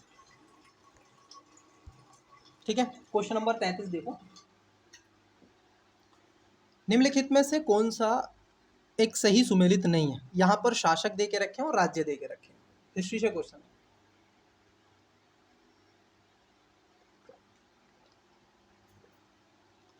राणा हमीर जो थे ये मेवाड़ के शासक हुआ करते थे, राजस्थान में मेवाड़ आपको मिलता है, तो ये तो सही है। राणा चुंडा ये मारवाड़ के थे, ये भी आपका सही है। मलिक राजा फारूकी ये खान देश के थे, ये भी सही है। मलिक सरवर ख्वाजा जहां ये मालवा के थे, यही आपका गलत है। इंग्लिश मीडियम इसका जो करेक्ट आंसर है, मतलब कि गलत है, ऑप्शन नंबर डी इसका राइट आंसर हो जाएगा। क्वेश्चन देखिए, ये जो क्वेश्चन है ना करंट अफेयर से क्वेश्चन है। अब मेरे पास दो ऑप्शंस हैं, या तो मैं करंट अफेयर का क्वेश्चन स्किप कर दूं या फिर आपको आंसर बता के क्वेश्चन का गाइडेंस कर दूं। तो मैं दूसरे वाले को अपनाऊंगा, पहले वाले को स्किप नहीं करेंगे यार। देखो, द क्लोज इज मीटिंग निम्नलिखित में से टिंकिंग, सॉरी मीटिंग नहीं है, टिंकिंग, टिंकिंग निम्नलिखित में से किस दिवस की थीम थी? अब जैसे देखो, आपसे पूछा जा सकता है कि 2025 कौन सा वर्ष मनाया जा रहा है, इसकी थीम क्या है। अभी 2025 26 जनवरी गणतंत्र दिवस की थीम क्या थी, ये पूछ लिया जाएगा, है ना। तो ऐसे क्वेश्चन आपसे पूछे जा सकते हैं। तो उस समय की जो थीम रखी गई थी उसकी अगर हम बात कर लें तो ये थी आपकी विश्व टीवी दिवस 2021, वर्ल्ड ट्यूबरकुलोसिस डे 2021। तो सी इसका करेक्ट आंसर होगा आपका 34 नंबर, जो आपका 34 है। 35, निम्नलिखित में से कौन सा संविधान संशोधन अधिनियम जीएसटी वस्तु एवं सेवा कर नियमों के क्रियान्वयन के लिए आवश्यक प्रावधान करता है? बताइए वीडियो को पॉज करके। चलिए, इसका जो राइट आंसर है ऑप्शन नंबर ए है, 101वां संविधान संशोधन के तहत इसको किया गया है। ओके, तो ये आपको ध्यान में रखना है। इस बार क्वेश्चन जो बन सकता है आपसे, वो क्वेश्चन जो गेमिंग को लेके एक्ट बनाया है भारत सरकार ने, वहाँ से बन सकता है। बाकी का 102 है ना, ओबीसी को लेकर के 103, ईडब्ल्यूएस 104, ये सब आप सभी जानते हैं, है ना, किस किस से ये रिलेटेड है।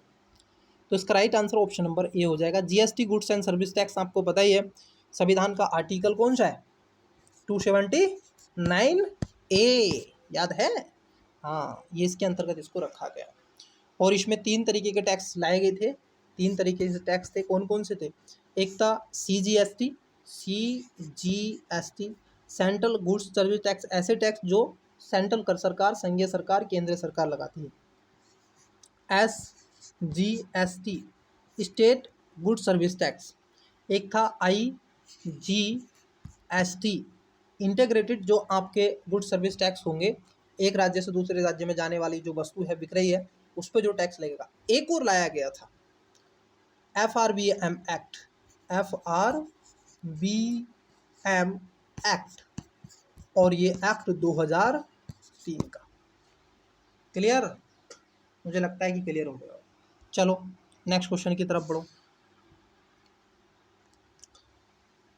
36 नंबर है 36, 27 एवं 28 जुलाई 2021 को एक देश के विदेश मंत्री एंथोनी ब्लिंकेन ने भारत के साथ सहयोग को मजबूत करने के लिए भारत की 2 दिवसीय यात्रा की थी।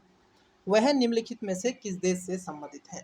अब देखो, कई बार जैसे प्रोबो थे, वो आपके गणतंत्र दिवस पर आए थे 26 जनवरी पर, क्योंकि 76वां गणतंत्र दिवस हमने मनाया, वो आए थे। और सबसे पहले जो थे वो भी उसी देश के आए थे, इंडोनेशिया के। तो आपसे पूछा जा सकता है किस देश के थे, तो वो किस देश के थे, ये किस देश के हैं, ऐसे पूछा गया। तो ये आपके थे संयुक्त राज्य America, United state America, option number 20 का है। क्वेश्चन नंबर देखिएगा 37 नंबर,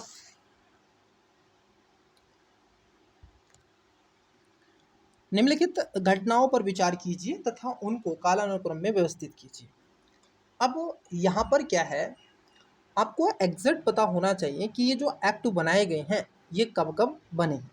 देखो जैसे मैं अभी रिकॉल कर पा रहा हूँ, आई होप कि मैं रिकॉल कर पा रहा हूँ, तो उनको मैं पहले लिख देता हूँ। जैसे साइमन कमीशन 2 बार भारत में आया था, ये 27 में, 28, 29 में भी आया था। तो आप लिखते हैं 1927। क्लियर, इसको 29 में आना था बट ये 27 में आ गया, 2 वर्ष पहले। दांडी मार्च 1932, दांडी मार्च 1932। नेहरू रिपोर्ट 1928। अब बचा है आपका शारदा एक्ट। ये वही शारदा एक्ट है जिसने मैरिज को लेकर के महिलाओं की और पुरुषों की जो 12 वर्ष और 14 वर्ष को रखा गया था, है ना। तो इसकी बात देख लेते हैं। अब इसके अकॉर्डिंग ही हम चलते हैं और देखते हैं इसका राइट आंसर क्या होगा। देखो सबसे पहले आ जाता है 3 नंबर। सबसे पहले तो 1927 आएगा, उसके बाद 1928 आएगा, फिर उसके बाद 1929-30 में आया था समथिंग। ये जो आया था शारदा जो एक्ट था 1900 आई थिंक 29 था या फिर 30 था, अप्रोमैक्स यही समथिंग है, एक बार चेक कर लेंगे। तो देखो तीसरा, दूसरा, पहला, चौथा, अब 1932 तो सबसे बाद में आएगा, तो इसका right answer option number A हो जाएगा। एलिमेंट मेथड भी यूज कर सकते हो, नहीं भी पता है तब भी। आपको ये तो पता है ना दांडी मार्च 32 में हुआ था, तो ये सबसे बाद में आएगा। आपको ये तो पता है ना साइमन कमीशन 1927 में आया, तो सबसे पहले आएगा। वैसे आप क्वेश्चन लगा लो, शारदा एक्ट नहीं पता है तो बस थोड़ा सा माइंड को यूज करना है। आइए, रक्त में निम्नलिखित में से किसकी उपस्थिति के कारण ब्लू बेबी सिंड्रोम होता है? तो ये किसकी वजह से होता है blue baby syndrome? Haemoglobin, methaemoglobin, lead या फिर नाइट्रेट? तो ये जो होता है प्यारे, ये होता है आपका क्वेश्चन नंबर 38। इसका करेक्ट आंसर हो जाएगा। अब ब्लू बेबी जो सिंड्रोम है,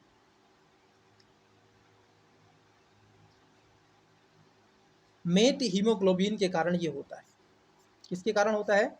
मेट हीमोग्लोबिन के कारण होता है। एक बार चेक कर लेते हैं कि इन्होंने आंसर यही माना है, ये गलत आंसर माना है। चलिए एक बार चेक कीजिएगा इस क्वेश्चन को, क्वेश्चन नंबर 38। देखिए क्वेश्चन है आपका 39 नंबर। अभी कथन दे के रखा है, एरेशन और रीजन। सरकार को अवरुद्ध मुद्रास्फीति से निपटने के लिए कठिन समय का सामना करना पड़ता है। ये बात सही है। जब इन्फ्लेशन होता है तो मार्केट के अंदर लिक्विडिटी बहुत ज़्यादा होती है, मतलब कि पैसा बहुत अधिक होने से ही मार्केट में इन्फ्लेशन हो जाता है। क्योंकि पैसा अधिक होता है, वस्तु और सेवाओं की डिमांड बढ़ती है, और जैसे ही किसी की डिमांड बढ़ती है बाज़ार के अंदर, मार्केट में, तो उसके प्राइस हाई हो जाते हैं। कारण है कि यह स्थिति अर्थव्यवस्था में आपूर्ति अड़चन तथा अक्षम वितरण जैसे अभावों के कारण होती है। बात सही है। अगर मान लीजिए डिमांड हो रही है, अगर डिमांड आपकी ज़्यादा है और इसके अकॉर्डिंग अगर सप्लाई नहीं हो पा रही है, तो निश्चित रूप से किसी भी गुड्स या सर्विसेज के प्राइस हाई तो करेंगे ही करेंगे। तो ये इसका कारण भी जो है डियर, आप देखोगे इसका कारण भी वो एकदम सही है, और ये इसकी सही व्याख्या भी करता है। तो अभी कथन भी सही है, ए भी सही है और आर भी सही है, और इसकी ये सही व्याख्या भी करता है, बोथ दोनों सही है, तो ए इसका राइट आंसर हो जाएगा। बाकी इन्फ्लेशन का कॉन्सेप्ट मैंने ऑलरेडी बता दिया है पिछले क्वेश्चन में। निम्नलिखित में से कौन सा वायु प्रदूषण का सूचकांक है? वायु प्रदूषण, वैसे तो अगर हम देखें इनको, जैसे लाइकेन है, ये भी वायु प्रदूषण का सूचकांक होता है, मॉश है, ये भी होता है, सेवाल है, ये भी होता है, लेकिन सबसे अधिक मात्रा में जो इसका सूचकांक माना गया है वो है लाइकेन। लाइकेन जो होता है डियर, ये आपको क्या होता है, जहाँ पर प्रदूषण ज़्यादा होता है तो ये ब्लैक कलर का थोड़ा सा हार्ड ग्रीन हो जाता है, मैं कहूँगा ज़्यादा डार्क ग्रीन हो जाता है ये लाइकेन, अन्यथा मस्त रहता है हरा भरा। तो ये आपको देखने के लिए मिलेगा, जहाँ पर ये थोड़ा डार्क ग्रीन हो गया ना, हो प्रदूषण की मात्रा है, जल हो सकता है, स्थल हो सकता है, हवा, जो भी। ठीक है, तो इसका राइट आंसर ऑप्शन नंबर क्या हो जाएगा? सी हो जाएगा, लाइकेन। एल्गी शैवाल भी होता है, क्योंकि शैवाल का जो नंबर ऑफ शैवाल हैं उनकी सीरीज जो है वो ज़्यादा हो जाती है यदि पोल्यूशन वहाँ पर ज़्यादा होता है।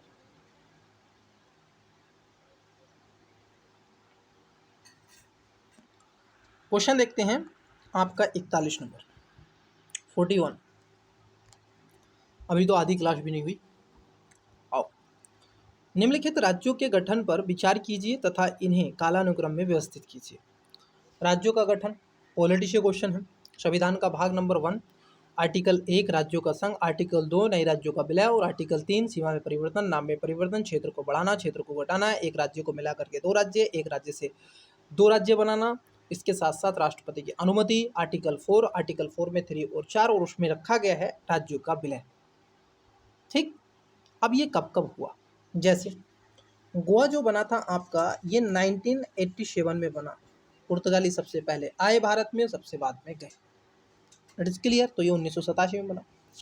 तेलंगाना अभी हाल ही में बना है प्यारे, 2014 में। झारखंड जो है ये 1 नवंबर 2000 में बना। उस समय छत्तीसगढ़, झारखंड बिहार से कटा, झारखंड छत्तीसगढ़ मध्य प्रदेश से कटा, और उत्तरांचल आज का उत्तराखंड उत्तर प्रदेश से कटा। हरियाणा जो है ये 1960 में, सॉरी 1966 में। 1960 में जो हुआ था वो महाराष्ट्र और गुजरात, मुंबई जो विदर्भ से कट कर हुआ। तो ये आपका है। अब इसी के हिसाब से आप लगा लेंगे, कालानुक्रम में व्यवस्थित करना है और सही चयन कर दो। तो सबसे पहले क्या होगा? सबसे पहले 1966 होना चाहिए। इट इज क्लियर है ना? उसके बाद में देखो 4 है पहले पे, फिर 1 होगा, फिर 3 होगा, फिर 2 होगा। तो राइट आंसर ऑप्शन नंबर 20 का हो जाएगा। इतना बस ध्यान में रखना है 41 का। आपको कि सर हमें तो याद नहीं होता। देखो डियर, जब कॉन्सेप्चुअली चीज़ें पढ़ोगे ना, आपको सब याद होगा, सारे डाटा याद होंगे, बट उसको एक दो बार लिखो, एक दो बार पढ़ो, इंटरेस्टिंग बनाओ, कुछ कहानी उसकी जोड़ो, तो चीज़ें याद होंगी। अब आप लेकर के बैठ गए लूसेंट और आप रट्टा मारने शुरू कर दे, तो आप नहीं कर पाएंगे। इस माइंड को एक साथ अगर देखो, मैं आपको एक और एक कॉन्सेप्ट बता दूं। जब मैं क्लास लेता हूँ हिस्ट्री की या किसी की भी, मैं जब पढ़ाता हूँ जीएस का पोर्शन, तो डियर मैं स्टूडेंट्स को सबसे पहले एक ही बात कहता हूँ कि जुगाली पद्धति को अपनाओ। जुगाली पद्धति जो होती है ये बहुत ही ज़्यादा आपके प्रिपरेशन में, आपको चीज़ों को लंबे समय तक याद रखने में बहुत ही ज़्यादा ज़रूरी है, इम्पोर्टेंट है समझ। ये आपका एक सिलेबस है जुगाली पद्धति। क्योंकि डियर देखो इसमें क्या होता है, इसमें 3 बार पढ़ना होता है। पहला पहला होता है कि जो क्लास चल रही है, क्लास के पहले आपको क्लास के पहले पास्ट में पढ़ना होता है, प्रेजेंट में पढ़ना होता है, और फिर फ्यूचर में पढ़ना होता है। मतलब कि क्लास होने से पहले आप पढ़ो, क्लास में पढ़ो, जब क्लास चल रही है उसमें समझो पढ़ो, और क्लास जब हो जाए उसको फिर एक बार पढ़ो बाद में। तो ये तीनों पे काम करता है। ये जो आपने 2 हैं ये तो करने हैं बुक से, लेकिन ये जो लास्ट का जो है ना फ्यूचर जो पढ़ना होता है, ये 3 दिन में ही आपका हो जाना चाहिए। मान लो आज आपकी क्लास, मान लो डियर मैं आपको बता रहा हूँ पढ़ने का तरीका। आपकी क्लास मान लो संडे में है, मान लो कि आपकी क्लास संडे में, मैं कह रहा हूँ, तो आप सैटरडे में पढ़ो उस टॉपिक को, आप फिर मंडे में भी पढ़ो इस टॉपिक को। आप संडे में खुद से पढ़ो, मंडे में टीचर और खुद से पढ़ो, और मंडे में जो आपका है उसको रिवाइज करो जुगाली पद्धति की। मैंने अच्छा पॉलिटी पढ़ी तो पॉलिटी में संविधान का भाग नंबर 1 पढ़ा, सीधे बैठ जाओ, खड़े हो जाओ, पालथी मार लो, एकदम आसन लगा दो और सीधा रिवीजन करके ही उठो। ये होता है डियर पढ़ने का तरीका। आंख बंद कर लो तब रिवीजन करो, आंख खोल लो, चल के पढ़ लो, लेट के पढ़ लो, बैठ के पढ़ लो, सो के, जैसे आपको रिवाइज करना है विदाउट बुक के करना होता है, उसमें बुक का सहारा नहीं होता है। तो अगर आप इस जुगाली पद्धति को अपनाओगे, खुद से बात करोगे, मिरर के सामने बोलोगे, अगर आप घर पे रहते हैं, रूम आपका एक है, लॉक कर दो रूम का गेट, बोल के पढ़ो, बोल के पढ़ो। कोई बोल रहा है बोलने दो, तुम बोल के पढ़ो। एक दिन आपको लगेगा कि मैं क्या कर रहा हूँ, एक दिन लगेगा, 2 दिन लगेगा, लेकिन तीसरे दिन आपकी रुचि बढ़ जाएगी डियर। देखो टीचर लोग का क्या होता है, क्यों उनके कंठस्थ रहती हैं चीज़ें, क्योंकि वो बोल के पढ़ रहे हैं, पढ़ा भी रहे हैं आप, तो उनकी और रिवीजन हो रहा है। ठीक है, चलिए नेक्स्ट क्वेश्चन। क्वेश्चन आपकी स्क्रीन पर है 42 नंबर। उस विदेशी पत्रकार का नाम बताइए जिसने धरसाना साल्ट वर्क्स पर सत्याग्रह के बारे में समाचार दिए। इसने जो समाचार दिए थे बड़े भयावह किस्म के समाचार दिए थे डियर, क्वेश्चन नंबर 42 में। और ऐसे समाचार दिए थे, इसने कहा था कि मैंने भारतीय नागरिकों पर जो ब्रिटिश सैनिक थे और उसमें जो सैनिक शामिल थे, उन सैनिकों ने लोहे की हत्ती वाले लाठों से लाठियों से पीटा था। बहुत भयावह उस समय की कंडीशन ही, ठीक है, ये देखने के लिए मिला। तो यहाँ पर थे बेवर मिल, ठीक है, जो बेवर आपके मिलर थे, ये इन्होंने बताया था सत्याग्रह के बारे में। विश्व ओजोन दिवस कब मनाया जाता है? तो ये बहुत ही इजी सा है, लेकिन मैं ओजोन दिवस नहीं बताऊंगा आपको एक बात बताऊंगा, वो आपका रिवीजन करेगा। देखो डियर, होता क्या है, आपको ये पता होना चाहिए कि ये ओजोन कहाँ पाई जाती है और इसका इम्पोर्टेंस क्या है। ये कुछ लेयर हैं, मैं हमेशा आपको बताता रहता हूँ। ये कॉन्सेप्ट मेरे आगे टेस्ट में ये वाला क्वेश्चन यूपीएससी में, यूपीपीसीएस में, कोई और अदर स्टेट की परीक्षा में, सीडीएस में, एनडीए में, सीएपीएफ में, ये क्वेश्चन इतना रिपीट हो चुका है ना, बहुत ज़्यादा। वनडे एग्जाम तो मैं फिलहाल में कहूँ आपसे बोलूँ कि मैं वनडे एग्जाम तो बहुत ही कम देखता हूँ, मैं देखता ही नहीं हूँ वनडे एग्जाम। लेकिन ये जो क्वेश्चन, ये जो पेपर हैं जो मैं आपको बता रहा हूँ, ये मैं इनका एनालिसिस करता हूँ, पर्सनली भी देखता हूँ, ठीक है, सारी चीज़ें। तो ये क्वेश्चन बहुत मिलता है। देखो मैं एक बात हमेशा कहता हूँ, आप दीदी आई याद कर रखो, दीदी लिखते हो ना, दीदी लिखते हो तो दी दीदी ऐसी होता ना, डी आई लिखते हो ना, दीदी, और उसके बाद में भी आई, दीदी आई, बस ये याद रखो। ये क्या है सर? ये है आपका तापमान, टेम्परेचर को इंक्रीज करेगा।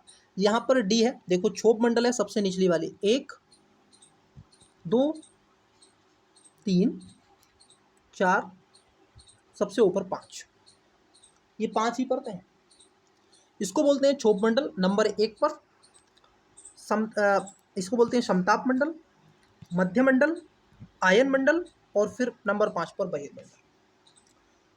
क्षोभ मंडल में क्या होता है, तापमान आपका डिक्रीज होता है, मतलब कि गिरता है, तापमान घटता है, ऊंचाई के साथ तापमान घटता है। समताप मंडल में तापमान क्या होता है, इंक्रीज होता है, मतलब कि प्लस में होता है, बढ़ता है। उसके बाद जो आपका मध्य मंडल होता है, वहां पर तापमान गिरता है जोरों से। लेकिन आयन मंडल और बहिर्मंडल में तापमान बढ़ता है प्यारे, हाइट के साथ। क्लियर है यहाँ पे? अब जो ओजोन लेयर है ये आपको मिलती है, ये जो आपको क्षोभ मंडल और समताप मंडल का रीजन है ये वाला, यहीं पर आपको देखने के लिए मिलेगी। यहीं पर आपको देखने के लिए मिलेगी ओजोन परत। ये किससे बनी है? ऑक्सीजन के मॉलिक्यूल से बनी है। ये कैसे बनती है सर? ये बनती है आपकी O2, और जब इसके साथ में क्रिया करता है O, तो ये बन जाती है O3। ये इस तरीके से, और ये कभी ना खत्म होने वाली परत है, क्योंकि जब तक ऑक्सीजन रहेगा तब तक ये बनती रहेगी। ये क्रिया कर लेती है और फिर उसके बाद में O3 ओजोन बन जाती है।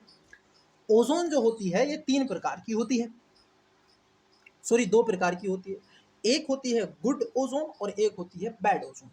गुड ओजोन जो होती है वो होती है आपकी समताप मंडल में, जिससे क्या होता है, सूर्य से आने वाली परावैंगनी जो विकिरणें हैं उनको रिफ्लेक्ट करके वापस भेज देते हैं। इसको अर्थ ऑफ अम्ब्रेला भी कहते हैं, पृथ्वी का छाता भी इसको कहा जाता है। उसके साथ साथ जो क्षोभ मंडल में होती है ओजोन, वो बैड ओजोन होती है। उससे क्या होता है, वह ह्यूमन के लिए, मानव के लिए हानिकारक होती है, और सूर्य की जो किरणें हैं जो रिफ्लेक्ट करके जाती हैं उनको ये अवरोधक का काम करती है। तो इसको थोड़ा सा ध्यान में रखना, क्योंकि रिफ्लेक्शन तो ये इधर भी करेगी ना। अब सूर्य की किरणें मानो धंस गई, अब जैसे आ गई तो उसके साथ क्या होता है, पृथ्वी की सतह से टकराएंगी, वापस जाएंगी। अब आपको नीचे जो है क्षोभ मंडल में, इसकी अपर परत में क्या हो जाता है, आपको देखने के लिए मिलता है क्या, ओजोन, बैड ओजोन। तो ये रिफ्लेक्ट कर देती है उसको नीचे की तरफ, तो हीट डोम की स्थिति पैदा करती है। होता है क्या, इसको भी थोड़ा समझो। ये जो ओजोन है ये 15 किलोमीटर मोटी के आसपास है। एक 1984 में एक रिसर्च हुआ, तो फोरमैन नाम के एक वैज्ञानिक थे, उन्होंने इसके बारे में देखा और अंटार्कटिका वाले क्षेत्र में उन्होंने इसको समझा था कि इसमें हो गया है होल। और होल होने से क्या है, आज क्यों आप देख रहे हो लगातार कंटिन्यूअसली मैं आपको बता दूं, अपना पर्सनली अनुभव बता रहा हूँ। कोविड पैंडेमिक से पहले मैं खूब बाहर रहता था, क्रिकेट भी खेलता था, बहुत सारी चीज़ें होती थी। मेरी स्किन इतनी जलती नहीं थी।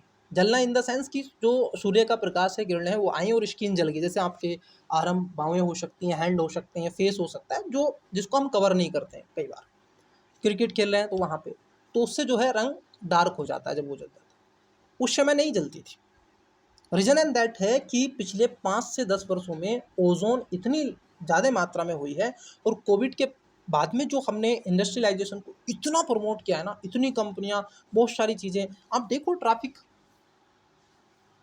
आप देखो। और अभी एक नई रिपोर्ट आई है डियर इसी के ऊपर कि प्रदूषण को लेकर के दिल्ली में रहने वाले नागरिकों की 10 वर्ष उम्र कम होने की संभावना है। ये चौंकाने वाले तथ्य हैं। जो व्यक्ति दिल्ली के अंदर रहेगा उसकी आयु 10 वर्ष कम हो जाएगी। रीजन एंड दैट कि वहां पर पोल्यूशन ज़्यादा है। बट इट, तो ये इसका एक मुख्य कारण होता है। विभिन्न प्रकार की जैसे एसी हैं, एसी से देखो गैस निकलती है। अब एसी से, रेफ्रिजरेटर से जो गैस निकल रही है डियर, जो मीथेन है, विभिन्न प्रकार की गैसें हैं, वो ओजोन को लगातार क्षरण कर रही हैं। तो सूर्य की जो परावैंगनी विकिरणें हैं वो अंदर की तरफ एंट्री हो रही है उनकी, ये होल हो चुका है, इसमें छन चुकी है ये। अब उसके चलते मानव को विभिन्न प्रकार की बीमारियां होती हैं, स्किन डिजीज होते हैं। फिर उसका कारण ये है। और आज मैं बता दूं, आज यदि मैं विदाउट सनस्क्रीन या वगैरह कुछ चीज़ों से प्रोटेक्ट करते हुए निकल जाऊं, और मैं 2 से 3 घंटे अगर रह जाऊं, या आप भी इस चीज़ को महसूस करते हैं मई जून की गर्मी में, तो स्किन आपकी ऑटोमेटिकली वार्म हो जाती है। रीजन एंड दैट कि उसमें विभिन्न प्रकार की पराबैंगनी विकिरणें आ चुकी हैं। क्लियर? तो यहां पर आप देखोगे इसका जो राइट आंसर है वो है 16 सितंबर। 16 सितंबर को ओजोन दिवस मनाया जाता है। ज़्यादा हो गए होगा डोज। चलो कोई बात नहीं है, इस चीज़ को समझना बहुत जरूरी है, मेंस में, इंटरव्यू में आपको काम देगा। देखिए 44 नंबर का क्वेश्चन, और वीडियो को पोस्ट करके बताएं।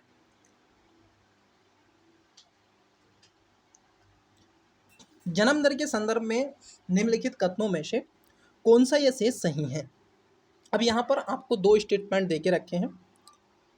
पहला, जन्म दर है ना, जन्म दर का मतलब होता है कि एक वर्ष में बच्चों ने लिया जन्म, जो माताओं के द्वारा दिया गया जन्म, बर्थ रेट। नगरीकरण जन्म दर को कम करने में सहायक है। क्या नगरीकरण से, ये अंडरस्टैंडिंग पर क्वेश्चन है, क्या नगरीकरण से जो जन्म दर है, ठीक है, बर्थ जो रेट है वो कम हो जाएगी? कुछ समझ में आ रहा है? सिर के ऊपर जा रहा है? बिल्कुल हो जाएगी।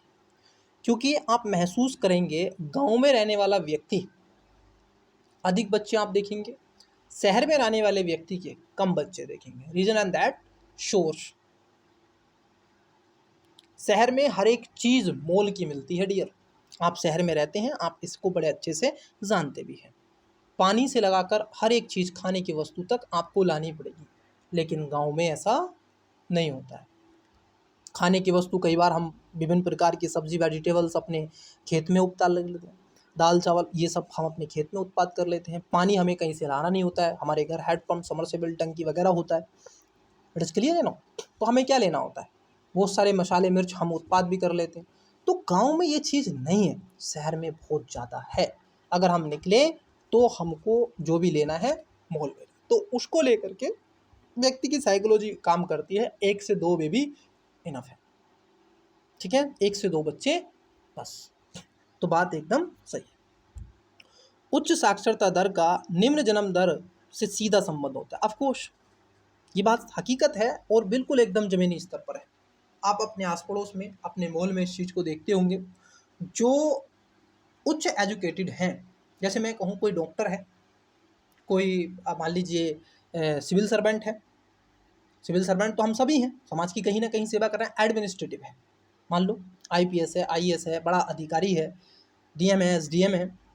आप क्या उनसे ये अपेक्षाएं रखते हैं कि उनके बच्चे 1 दर्जन भर होंगे, उनके बच्चे 6 से 7 होंगे? नहीं, ज़्यादा से ज़्यादा 3 बेबी। ज़्यादा से ज़्यादा बता रहा हूँ, नहीं तो 1-2 1-2, ये बात एकदम सही है, क्योंकि वो हेल्थ के बारे में, वो कई ऐसी इन्फॉर्मेशन के बारे में जानते हैं। दूसरा, अब जो उच्च शिक्षा प्राप्त करता है उसकी जो मैरिज है लगभग एक संभावना रहती है लेट से होती है, ना कि जल्दी होती है। तो यहाँ पर दोनों बातें आपकी सही हैं। चलो नेक्स्ट क्वेश्चन देखते हैं।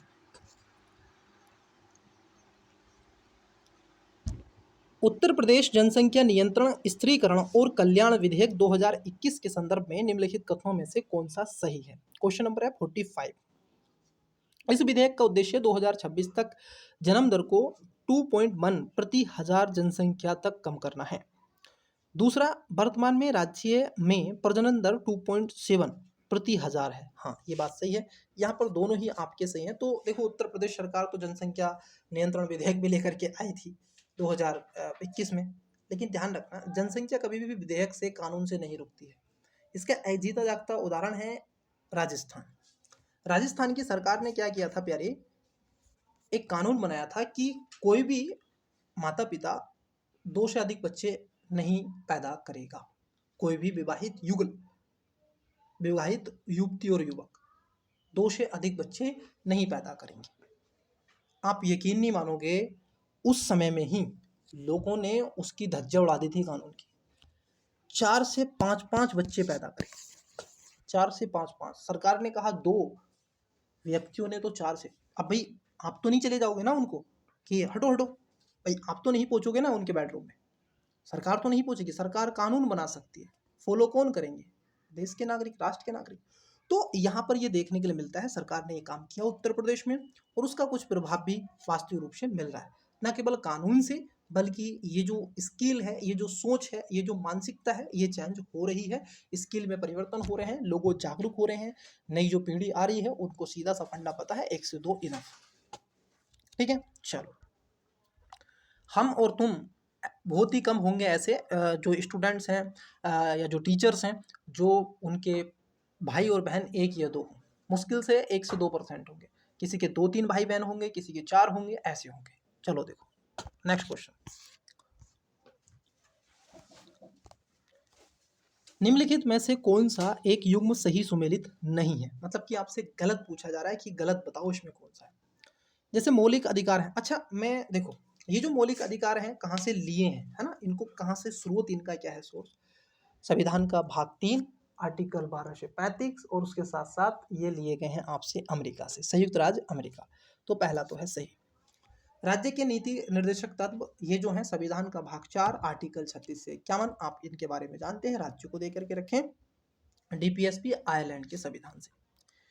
केंद्र की अपशिष्ट शक्तियां, जो केंद्र को मिलेंगी अपशिष्ट शक्तियां, ये कहाँ से ली गई हैं इसके बारे में आपको बताना। देखो, ये ऑस्ट्रेलिया से नहीं ली गई। ऑस्ट्रेलिया से लिया गया है जो आपकी संचित निधि है, जो आपकी विषय हैं जिनको बंटवारा करना है, शेड्यूल नंबर 7, राज्य सूची, संघ सूची और संवर्ती सूची। इसमें ये केंद्र अपशिष्ट शक्तियां नहीं है। आपातकालीन शक्तियां जर्मनी से। आपातकाल जो है आपका संविधान का भाग 18 आर्टिकल 352 से 360 तक इसके बारे में चर्चा आपकी हो जाती है, जिसमें राष्ट्रीय आपातकाल, राष्ट्रपति शासन और वित्त आपातकाल देखने के लिए मिलता है। 2 लगे हैं, 1 नहीं लगा है वित्त आपातकाल अभी तक, और लगना भी नहीं चाहिए, मैं तो यही कहूँगा। तो क्वेश्चन नंबर जो आपका 46 है, इसका right answer option number C हो जाएगा। ठीक है, गलत पूछा ऑप्शन नंबर सी। देखिए, ये 40 नंबर 7 का क्वेश्चन है। यहाँ पर मिलान करवा रहा है आपसे, मैच द फॉलोइंग वाला क्वेश्चन है। खनिज अन्वेषण अभिसमय है, अभिकरण है, और मुख्यालय इनका है। चलो एक एक करके बात करते हैं। देखो, यह तेल व प्राकृतिक जो गैस है, ये जो आयोग है, इसकी अगर हम बात कर लें तो ये नई दिल्ली में है। मतलब कि ए का हो जाएगा 4। देखो, ए का 4 कहाँ पे, 2 में है, ए में और सी में है। ठीक। खनिज अन्वेषण निगम लिमिटेड, ये जो है ये है नागपुर में। ठीक है, कहाँ पर है, नागपुर में। तो बी का हो जाएगा 3। राष्ट्रीय खनिज विकास निगम की बात कर लें तो हैदराबाद में है, 2 हो जाएगा। Rashtriya aluminium company limited Bhubaneswar Orissa में है, तो ये 1 हो जाएगा। 4321 English medium, 4321 option number C, option number C. Next, question आपका 48, जून 2021 में आयोजित G7 शिखर सम्मेलन के संदर्भ में निम्नलिखित कथनों पर विचार कीजिए। देखो इस बार जो है ब्रिक्स से क्वेश्चन बनने की संभावना ज़्यादा है। ब्रिक्स प्लस हो गया है ये बेटा, थोड़ा सा इसको ध्यान में रखना है। और इंडोनेशिया 2025 में आधिकारिक रूप से इसका सदस्य बन गया है। अब तक कितने सदस्य हो गए हैं? 10 हो गए हैं मेरे लाल, ध्यान रखना। 11 नहीं है, सऊदी अरब अभी पेंडिंग में है, अभी उसने आधिकारिक रूप में ये घोषणा नहीं करी है सऊदी अरब ने। अर्जेंटीना पहले ही हो गया था खत्म, ठीक है, तो इसको ध्यान रखना है। उसके साथ साथ एक तो ब्रिक्स से क्वेश्चन बन सकता है, एक क्वेश्चन आपका बनेगा G20 समिट से मेरे लाल। किससे? G20 से, G20 समिट से क्वेश्चन बनेगा प्यारे, ये ध्यान में रखना है आपको। ब्राजील में हुई थी G20 समिट, ओके, ध्यान रखना इसको। आइए, यूनाइटेड किंगडम इस शिखर सम्मेलन का अध्यक्ष था। ब्राजील को अतिथि देश के रूप में शिखर सम्मेलन में आमंत्रित किया गया। इस बार भारत को भी, ठीक है, 2025 में जब हुई थी ये मीटिंग तो यहाँ पर अतिथि के रूप में बुलाया गया था। तो ब्राजील नहीं था, पहला इसमें सही है, दूसरा इसमें गलत है। 48 राइट आंसर ऑप्शन नंबर ए। अब ये इस चीज़ को पूछा तो नहीं जाएगा, लेकिन ऐसी संभावना है ब्रिक्स से क्वेश्चन पूछा जाए, G20 से क्वेश्चन पूछा जाए, है ना। अब पूछा जाए G7 से तो भाई आप देख लेना थोड़ा सा उसको भी क्या हो गया, लेकिन दो को आपको इम्पोर्टेंट है एग्जाम के पॉइंट ऑफ व्यू से। 49 और 50 देखो, भारतीय संसद की लोक लेखा समिति public account committee of India parliament scrutinise दी, मतलब की समीक्षा करती है। ये किसकी समीक्षा करती है ये आपको बताना है। नियंत्रक वह महिला का परीक्षक के प्रतिवेदन की, भारत की संसद नीति की, भारत के लोक लेखा की, या भारत की आकस्मिकता नीति की। क्वेश्चन नंबर 49, तो भारत की जो report of the comptroller and auditor जो जनरल होते हैं, इनको बोलते हैं कैग, CAG कैग। और कैग संविधान के आर्टिकल अगर हम देखें 148 में इनकी चर्चा की गई है ना। तो यहाँ पर क्या हो जाएगा, ऑप्शन नंबर ए इसका राइट आंसर हो जाएगा। नियंत्रक वह मालिका परीक्षक के प्रतिवेदन से, और ये रिपोर्ट देता है किसको? राष्ट्रपति को, ठीक है। चलो 50, निम्नलिखित में से किसको नगरीकरण वक्र में त्वरित अवस्था कहा जाता है? किसको कहा जाता है आपकी त्वरित अवस्था? Which one of the following is now acceleration stage in the urbanization curve? कौन सा ऐसा कर्व है ये आपको बताना है। तो ये द्वितीय जो सेकंड स्टेज आता है इसको हम कहते हैं ऑप्शन नंबर बी। नेक्स्ट आइए देखिए क्वेश्चन 50% क्वेश्चन पेपर को इस क्लासेस में कवर करेंगे। जो भी आपकी डिस्टेंस की क्लास रहेगी वो आप देख लेना, ठीक है। राजा रणजीत सिंह ने किस स्थान पर अदालत ए आला की स्थापना करी थी? ये थोड़ा सा टफ है, डिफिकल्ट है, ये बस पूछा जाता है खासतौर पर बुक में भी आपने रेफरेंस के तौर पर देखा होगा कि राजा रणजीत सिंह के द्वारा अदालत ए आला को लिखा गया था। ये नहीं होता जाता कि किस स्थान पर होता है, ये थोड़ा सा डेप्थ में चले गए हैं। तो ये लाहौर में इन्होंने इसकी रचना करी थी। ऑप्शन नंबर बी हो जाएगा, हिस्ट्री से क्वेश्चन है। नीति आयोग द्वारा प्रकाशित SDG इंडेक्स एंड डैशबोर्ड 2020-21 के अनुसार निम्नलिखित में से कौन सा राज्य SDG संबंधित अपने प्रदर्शन में देश के शीर्ष 5 राज्यों में सम्मिलित नहीं था? देखो दो तरीके से SDG निकाला जाता है, सस्टेनेबल डेवलपमेंट गोल। ये जो गोल्स हैं वैसे तो वैश्विक स्तर पर हैं 17, और मैं कहूँगा, मैं फिर से कह रहा हूँ, बार बार दोहराता हूँ, अभी ये पेपर बहुत है आगे को क्वेश्चन इसमें, ठीक है। 75 क्वेश्चन हम करेंगे इस क्लास में, और उसके बाद 75 नेक्स्ट पार्ट में, क्योंकि 2 पार्ट में कर लेंगे तो इजी हो जाएगा आपके लिए भी मेरे लिए भी। क्यों? क्योंकि एक क्लास मैं चाहूँ तो ले लूँगा, लेकिन आप थोड़ी सी बोरिंग हो जाओगे, थोड़ी सी लंबी क्लास आपको महसूस होने लगी तो बर्डन आपको लगेगा। आप चाहते हैं कि सर जी क्वेश्चन का ऐसे मार्क करते चले जाओ A B C, वो नहीं करते हैं स्टूडेंट्स। डिटेल्स में जानो, समझो, एनालाइज करो उसको। तो देखो 17 गोल्स आपको 100% पता होने चाहिए, कोई कटुता नहीं। अगर आप कोई भी कटुता कर रहे हैं तो खुद को आप धोखा दे रहे हैं, खुद की पैर पे कुल्हाड़ी मार रहे हैं। लास्ट ईयर 2024 में डायरेक्ट इनडायरेक्ट यूपीपीसीएस प्रीलिम्स में 4 क्वेश्चन सस्टेनेबल डेवलपमेंट्स गोल से पूछे गए हैं। क्लियर हुआ? पूछे गए हैं, इसलिए 17 ही तो नंबर है याद करने। मैंने 1000 बार आपको बताया टेस्ट सीरीज में, क्लास में, ठीक है। तो इसको आप देखें जरूर। अब यहीं पर एक और निकालता है, वो कौन निकालता है? नीति आयोग। नीति आयोग भी निकालता है प्यारे सस्टेनेबल डेवलपमेंट्स गोल, और ये निकालता है स्टेट वाइज। इसके भी कई इंडिकेटर्स हैं, उसमें से ये इंडिकेटर्स एक पर पूछा गया, एंड डैशबोर्ड। तो इसमें कौन सा था जो 5 राज्यों के शीर्ष में नहीं हुआ करता? तो वो था गुजरात। आंध्र प्रदेश, तमिलनाडु, गोवा तो थे, लेकिन आपका गुजरात नहीं था। तो Hindi medium right answer option number A हो जाएगा। As per SDG India index and dashboard 2022-2021 published by the Niti Aayog, which one of the following states find note among the top 5 states in their performance regarding SDG in the country? तो ये अब देखो यहाँ पर थोड़ा सा समझना, ये देखो क्या लिखे हैं यहाँ पे, इन दी कंट्री, देश में, है ना, ये आपको बताना। ठीक, तो कौन से का था? ये आपका गुजरात हो जाएगा। बहुत ही बेहतरीन और बहुत ही अच्छा क्वेश्चन पूछा।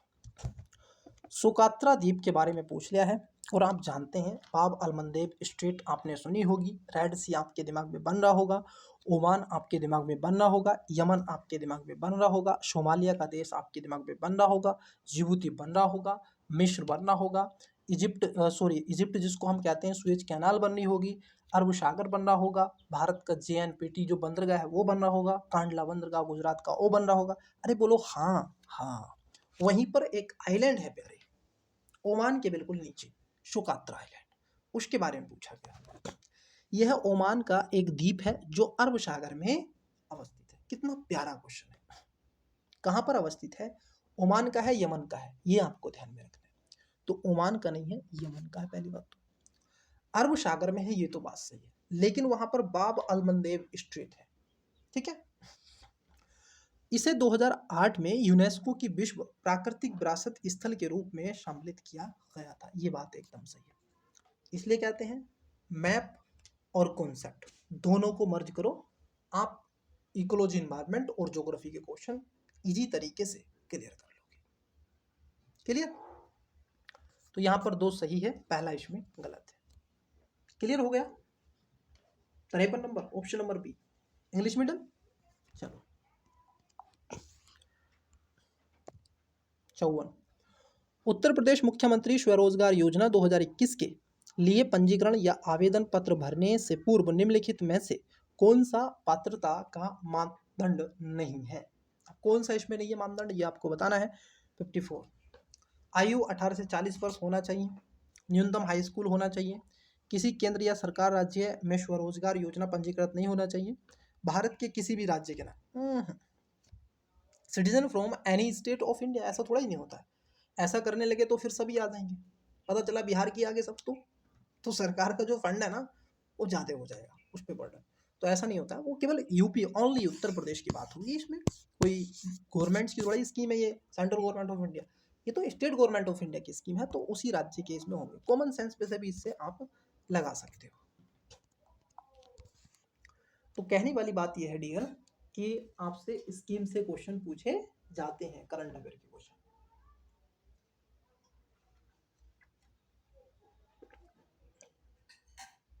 चलो क्वेश्चन देखो, निम्नलिखित में से कौन सा विधेयक राज्यसभा में प्रथम बार प्रस्तावित नहीं किया जा सकता? कौन सा विधेयक है जिसको आप राज्यसभा में नहीं ला सकते? चलो देखो विधेयक कौन कौन से। साधारण विधेयक, संविधान का आर्टिकल 100, बताओ 7 है, 8 है, 9 है, क्या है? 107। संविधान संशोधन विधेयक 368, राज्य पुनर्गठन विधेयक आर्टिकल 3, धन विधेयक आर्टिकल 110। गुड। तो जो ये हैं इसमें जैसे राज्य पुनर्गठन विधेयक है, ये भी कहीं आ सकता है, साधारण भी, संविधान संशोधन बिल, लेकिन जो मनी बिल है, धन विधेयक है, ये राष्ट्रपति की स्वीकृति से और राज्यसभा में इसको लाया जाता है, सॉरी लोकसभा में इसको लाया जाता है। कहाँ पर लाया जाता है? लोकसभा में। राज्यसभा में इसकी चर्चा बड़ी चर्चा होती है, लेकिन इसको राज्यसभा में नहीं लाया जाता, तो इसका राइट आंसर डी हो जाएगा, मनी बिल डी। 2024 में यूपीएससी ने यही क्वेश्चन पूछा था मनी बिल को लेकर के, और इसका आंसर गलत दे दिया था, और फिर उन्होंने कहा यही है तो यही है। ये मैं कहता हूँ, ये दिखाता है कि आप अपनी गुणवत्ता और अपनी अकाउंटेबिलिटी और उसके साथ साथ जो ट्रांसपेरेंसी है उसको आप खोते चले जा रहे हैं सोशल मीडिया एआई के एरा में। भारतीय संसद की कार्यवाही में शून्यकाल का अर्थ होता है, देखो जो पहला घंटा होता है, वैसे नॉर्मल ओवरऑल बता रहा हूँ, ठीक है, ज़्यादा डेप्थ में नहीं जा रहे हैं, नहीं तो अलग अलग हो जाएगा। जो लोकसभा है उसमें तो बहुत पहले से ये चला आ रहा है। 1964 के बाद राज्यसभा में पहला जो घंटा होता है वो होता है शून्यकाल। उसके बाद में दूसरा जो घंटा होता है वो होता है प्रश्नकाल राज्यसभा में। लोकसभा में जो होता है वो पहला घंटा होता है प्रश्नकाल और दूसरा घंटा होता है शून्यकाल। ओवरऑल अगर हम संसद की बात करें तो संसद चलती है, पहला घंटा होगा प्रश्नकाल और बाद का जो घंटा होगा शून्यकाल। शून्यकाल में जो भी क्वेश्चन होते हैं, क्वेश्चन आवर होता है, जो भी क्वेश्चन आंसर होते हैं उसमें डिस्कस होते हैं, वो आपके न्यूज़ में नहीं आते, वो चर्चा का बिंदु नहीं बनते।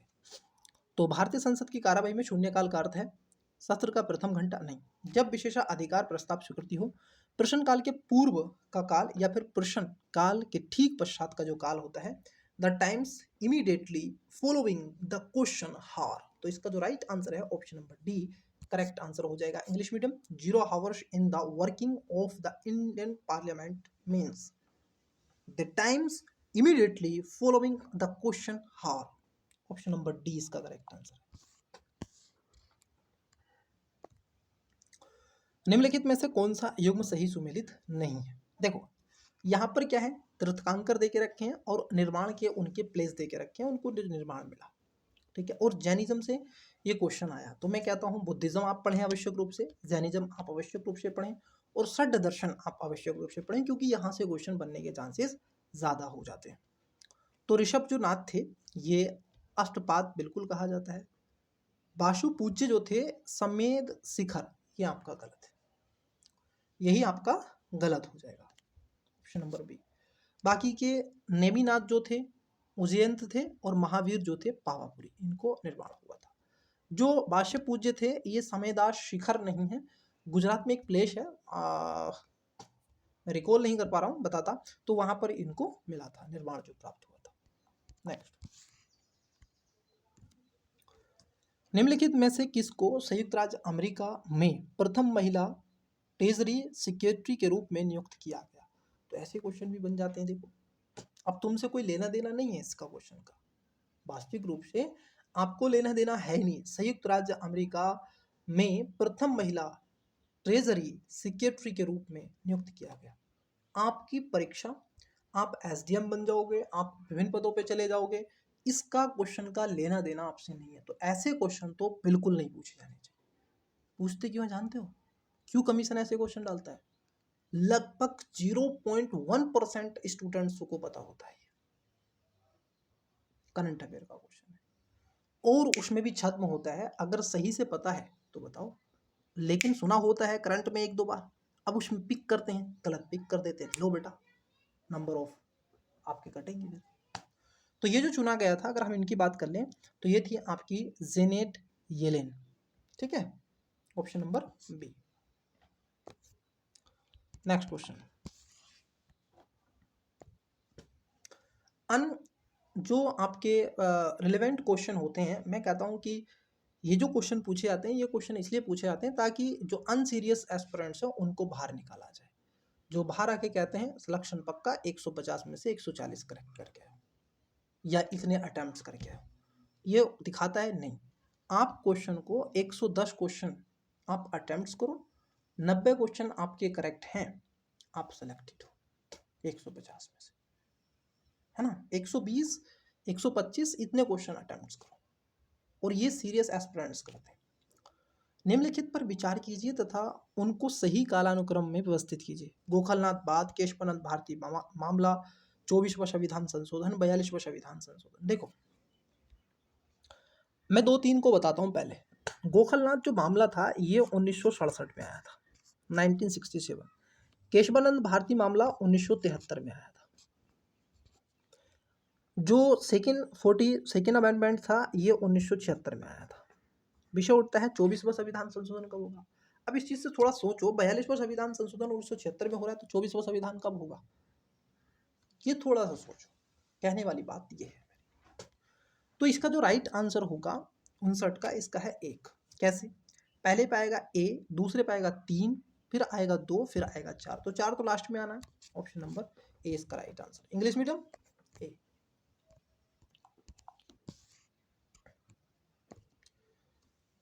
निम्नलिखित समाचार पत्रों में से किसने प्रतिष्ठित लोक सेवा श्रेणी में पुलित्जर पुरस्कार 2021 जीता। वैसे तो स्किप करना चाहिए, लेकिन ये द न्यूयॉर्क टाइम्स के द्वारा जीता गया था। इसका कोई लेना देना नहीं है, अब तो फिर भी बता देते हैं, कर रहे हैं तो। निम्नलिखित में से भारत के पूर्वी तट पर स्थित सबसे बड़ी लैगून झील कौन सी है। ये क्वेश्चन पूछो, भारत के बारे में क्वेश्चन पूछो, जितना पूछ रहे हो इन्फॉर्मेशन अगर आप भारत की परीक्षा का ले रहे हो। इंटरनेशनल पर क्वेश्चन ऐसे पूछो जिसका डायरेक्टली भारत से संबंधित हो, कोई ग्रुप हो सकता है, कोई संधि हो सकती है, कौन नियुक्त हुआ, ये क्या क्वेश्चन पूछो। क्या वो नियुक्ति पत्र लेकर के जाएगा व्यक्ति वहां पे जो सिलेक्ट होगा, नहीं। हाँ, अगर कोई प्रमुख ऐसे राष्ट्र हैं जिनके संबंध भारत के साथ सही हैं, वहां पे अगर कोई नेता बन रहा है बड़े पद पर, राष्ट्रपति हो सकता है, प्राइम मिनिस्टर, तो उससे क्वेश्चन पूछ लो। उससे क्वेश्चन ना पूछ करके उसके साथ कौन से संबंध है या संधि हुई है, उससे क्वेश्चन पूछ लो। ग्रुप में शामिल है तो उससे क्वेश्चन पूछ लो। ये क्या हो बात हुई कि सेक्रेटरी पद पर बना दिया गया, महिला उस पर बना दी गई। कोई महिला ऐसी है, जैसे मान लो कि सुप्रीम कोर्ट की जज बनी है, हाई कोर्ट की जज बनी है ना, कुछ ऐसे पद पर महिलाओं ने अचीवमेंट किया है, तो उससे क्वेश्चन पूछो। पैरा ओलंपिक में अगर उन्होंने कोई स्वर्ण पदक जीता तब क्वेश्चन पूछो, कोई ट्रॉफी जीती है तब क्वेश्चन पूछो, वुमेन से रिलेटेड। ऐसे क्वेश्चन होने चाहिए भाई। नहीं तो फिर मानव से क्वेश्चन पूछो, देश से क्वेश्चन पूछो, रिसोर्स से क्वेश्चन पूछो, अलग अलग विषय से क्वेश्चन पूछो। तो ये पूर्वी तट पर सबसे बड़ी जो लैगून झील है ना, ये ध्यान में आपको रखना है। तो पूर्वी तट पर सबसे बड़ी है चिल्का झील, ठीक है, चिल्का झील सबसे बड़ी है, ये ध्यान में रखना है। चलो, पूर्वी तट पर कोल्लेरू भी पूर्वी है, पुलिकट भी पूर्वी है, ये भी ध्यान रखना।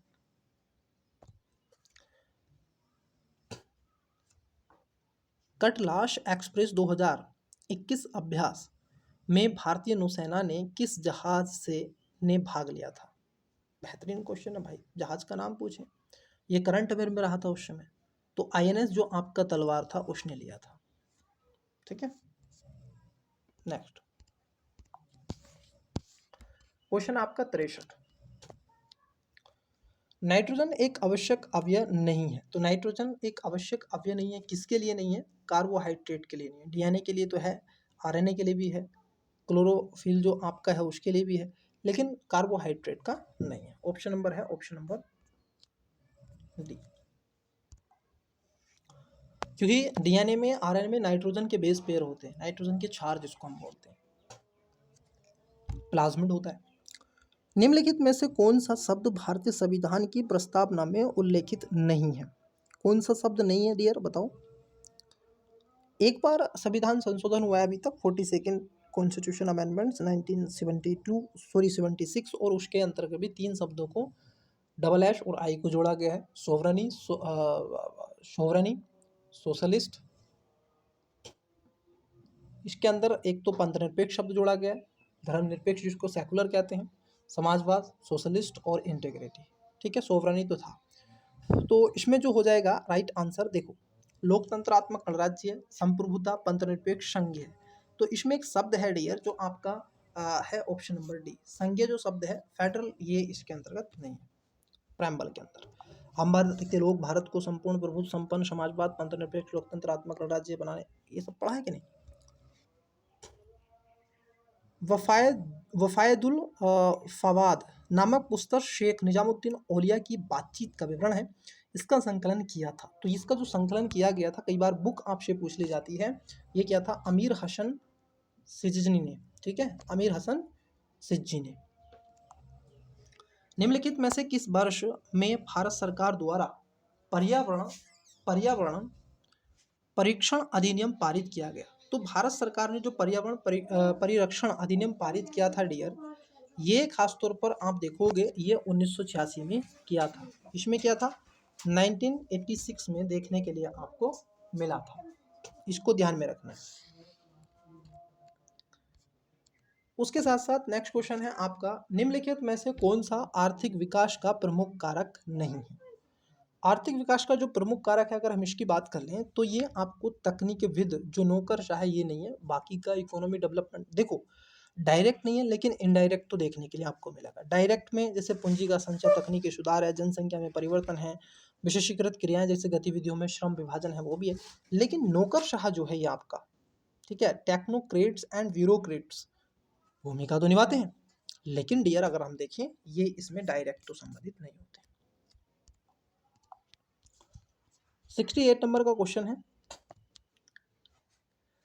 रिगेल मैन स्केल का प्रयोग निम्नलिखित में से किसके घनत्व मापन में होता है?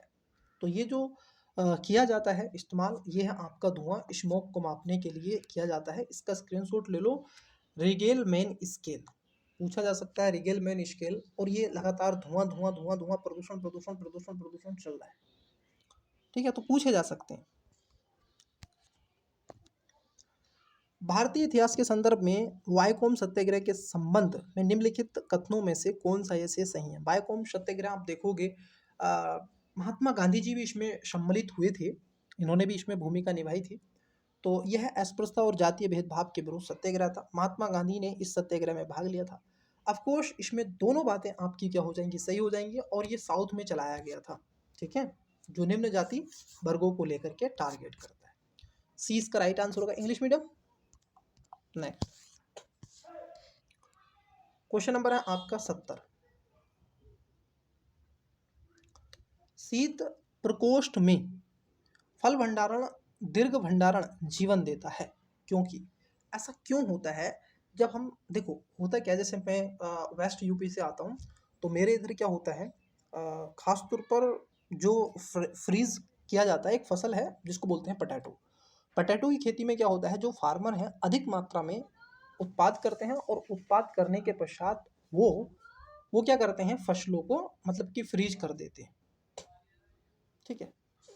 तो यहाँ पर जो देखने के लिए आपको मिलेगा, यह है श्वसन जो दर है उसका ह्रास हो जाता है, रेट ऑफ रिस्पिरेशन इस डिक्रीज हो जाती है। जो श्वसन जो दर है जो ह्रास होती है वो कम हो जाती है। तो उससे क्या हो जाता है, शीत प्रकोष्ठ में यदि आप भर देते हैं कोई भी फ्रूट्स को, है ना, चैम्बर में, तो ऐसे में क्या हो जाता है, वो लंबे समय तक सही बना रहता है। तो पटैटो बाद में 1-1 साल के बाद में लोग निकालते हैं उसमें से, ठीक है, मील में से। चलो, सामाजिक विकास की 3 अवस्थाओं का सिद्धांत मूलतः किसने प्रतिपादित किया था? इसमें 3 सिद्धांत होते हैं डियर। ये था अगस्त कॉम्टे।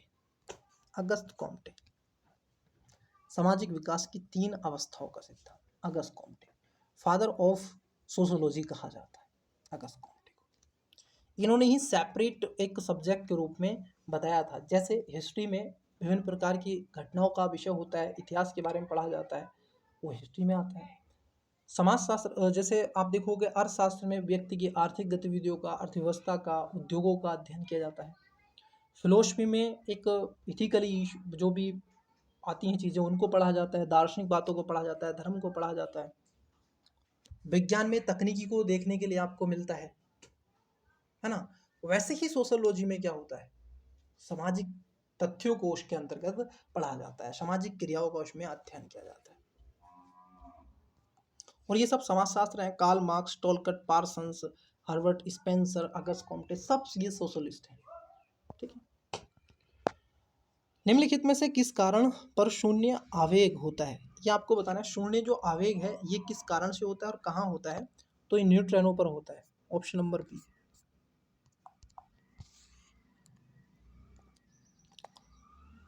फरवरी 2021 में नगोजी ओकोजो इवेला को विश्व व्यापार संगठन में प्रथम महिला महानिदेशक के रूप में नियुक्त किया गया? यह महिला निम्नलिखित में से किस राष्ट्र से हैं?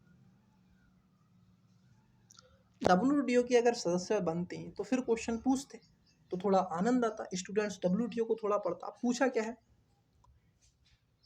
नगोजी ओकोजी इवोला को विश्व व्यापार संगठन में प्रथम महिला महानिदेशक। अब देखो महानिदेशक यहाँ पर पूछ ली गई, बिल्कुल journal of world trade organization में पूछा गया है, ये बात सही है और ऐसा क्वेश्चन पूछा जाना चाहिए।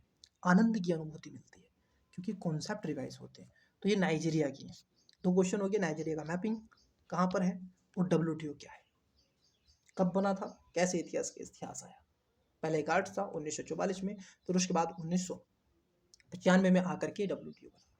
ये कौन कौन से इसमें ब्लू बॉक्स, अम्बर बॉक्स, ग्रीन बॉक्स है, उसके बारे में आपको पढ़ना चाहिए। उसके साथ साथ इसमें WIPO को पढ़ना चाहिए, बीपो जो आता है इसका वो पढ़ो, है ना। तो ये सारी चीज़ें हो जाती हैं, तो इससे रिवीजन हो जाता है। 74 सुमेलित नहीं है आपसे सही संस्थान है और अवस्थित है। जैसे अंतर्राष्ट्रीय जो सन से वानिकी अनुसंधान है, international centre for research on agro forestry, तो ये कहाँ पर है? ये आपका नैरोबी में है। Indian institute of forest management, भारतीय वन प्रबंधन संस्थान, ये भोपाल में आपको देखने के लिए मिलेगा। Central agro forestry research institute, ये कह रहे हैं बांदा में नहीं है, यही गलत है आपका। टाटा ऊर्जा अनुसंधान संस्थान नई दिल्ली था, बिल्कुल ये बात सही है, अब इसका नाम बदल दिया गया है। तो यहाँ पर जो गलत पूछा गया है ऑप्शन नंबर सी हो जाएगा। चलिए आज की क्लास का लास्ट क्वेश्चन है और एक क्वेश्चन आपसे पूछेंगे कमेंट्स बॉक्स में।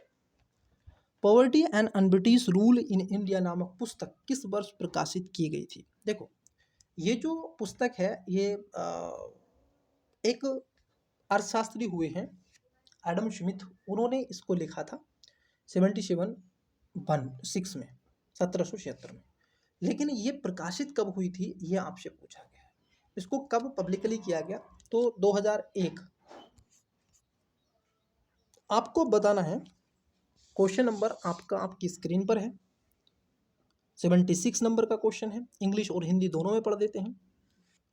Who among the following was the chairman of the first finance commission of India, मतलब कि निम्नलिखित में से कौन भारत के प्रथम वित्त आयोग के अध्यक्ष था या थे, यह आपको बताना है। कौन थे, इसका राइट आंसर आपको कमेंट्स में करना है। तो डियर ये था जो आपका 2021 का प्रीलिम्स है UPPCS का, उसका पार्ट नंबर 1। सेकेंड पार्ट आपको नेक्स्ट वीडियो में कवर करेंगे, जिसमें हम 76 से 150 क्वेश्चन तक आपसे चर्चा का बिंदु बनाएंगे। तो बताइएगा इसका राइट आंसर कमेंट्स में, और अभी तक चैनल को सब्सक्राइब नहीं किया है कर लें। और इसका जो 22 का 23 का 24 का पेपर है ऑलरेडी हमने आपसे डिस्कस कर लिया है, पूरी प्लेलिस्ट बनी हुई है, उसको आप देख लेंगे। तो चलिए मन लगा के पढ़ते रहें। Best of luck, bye.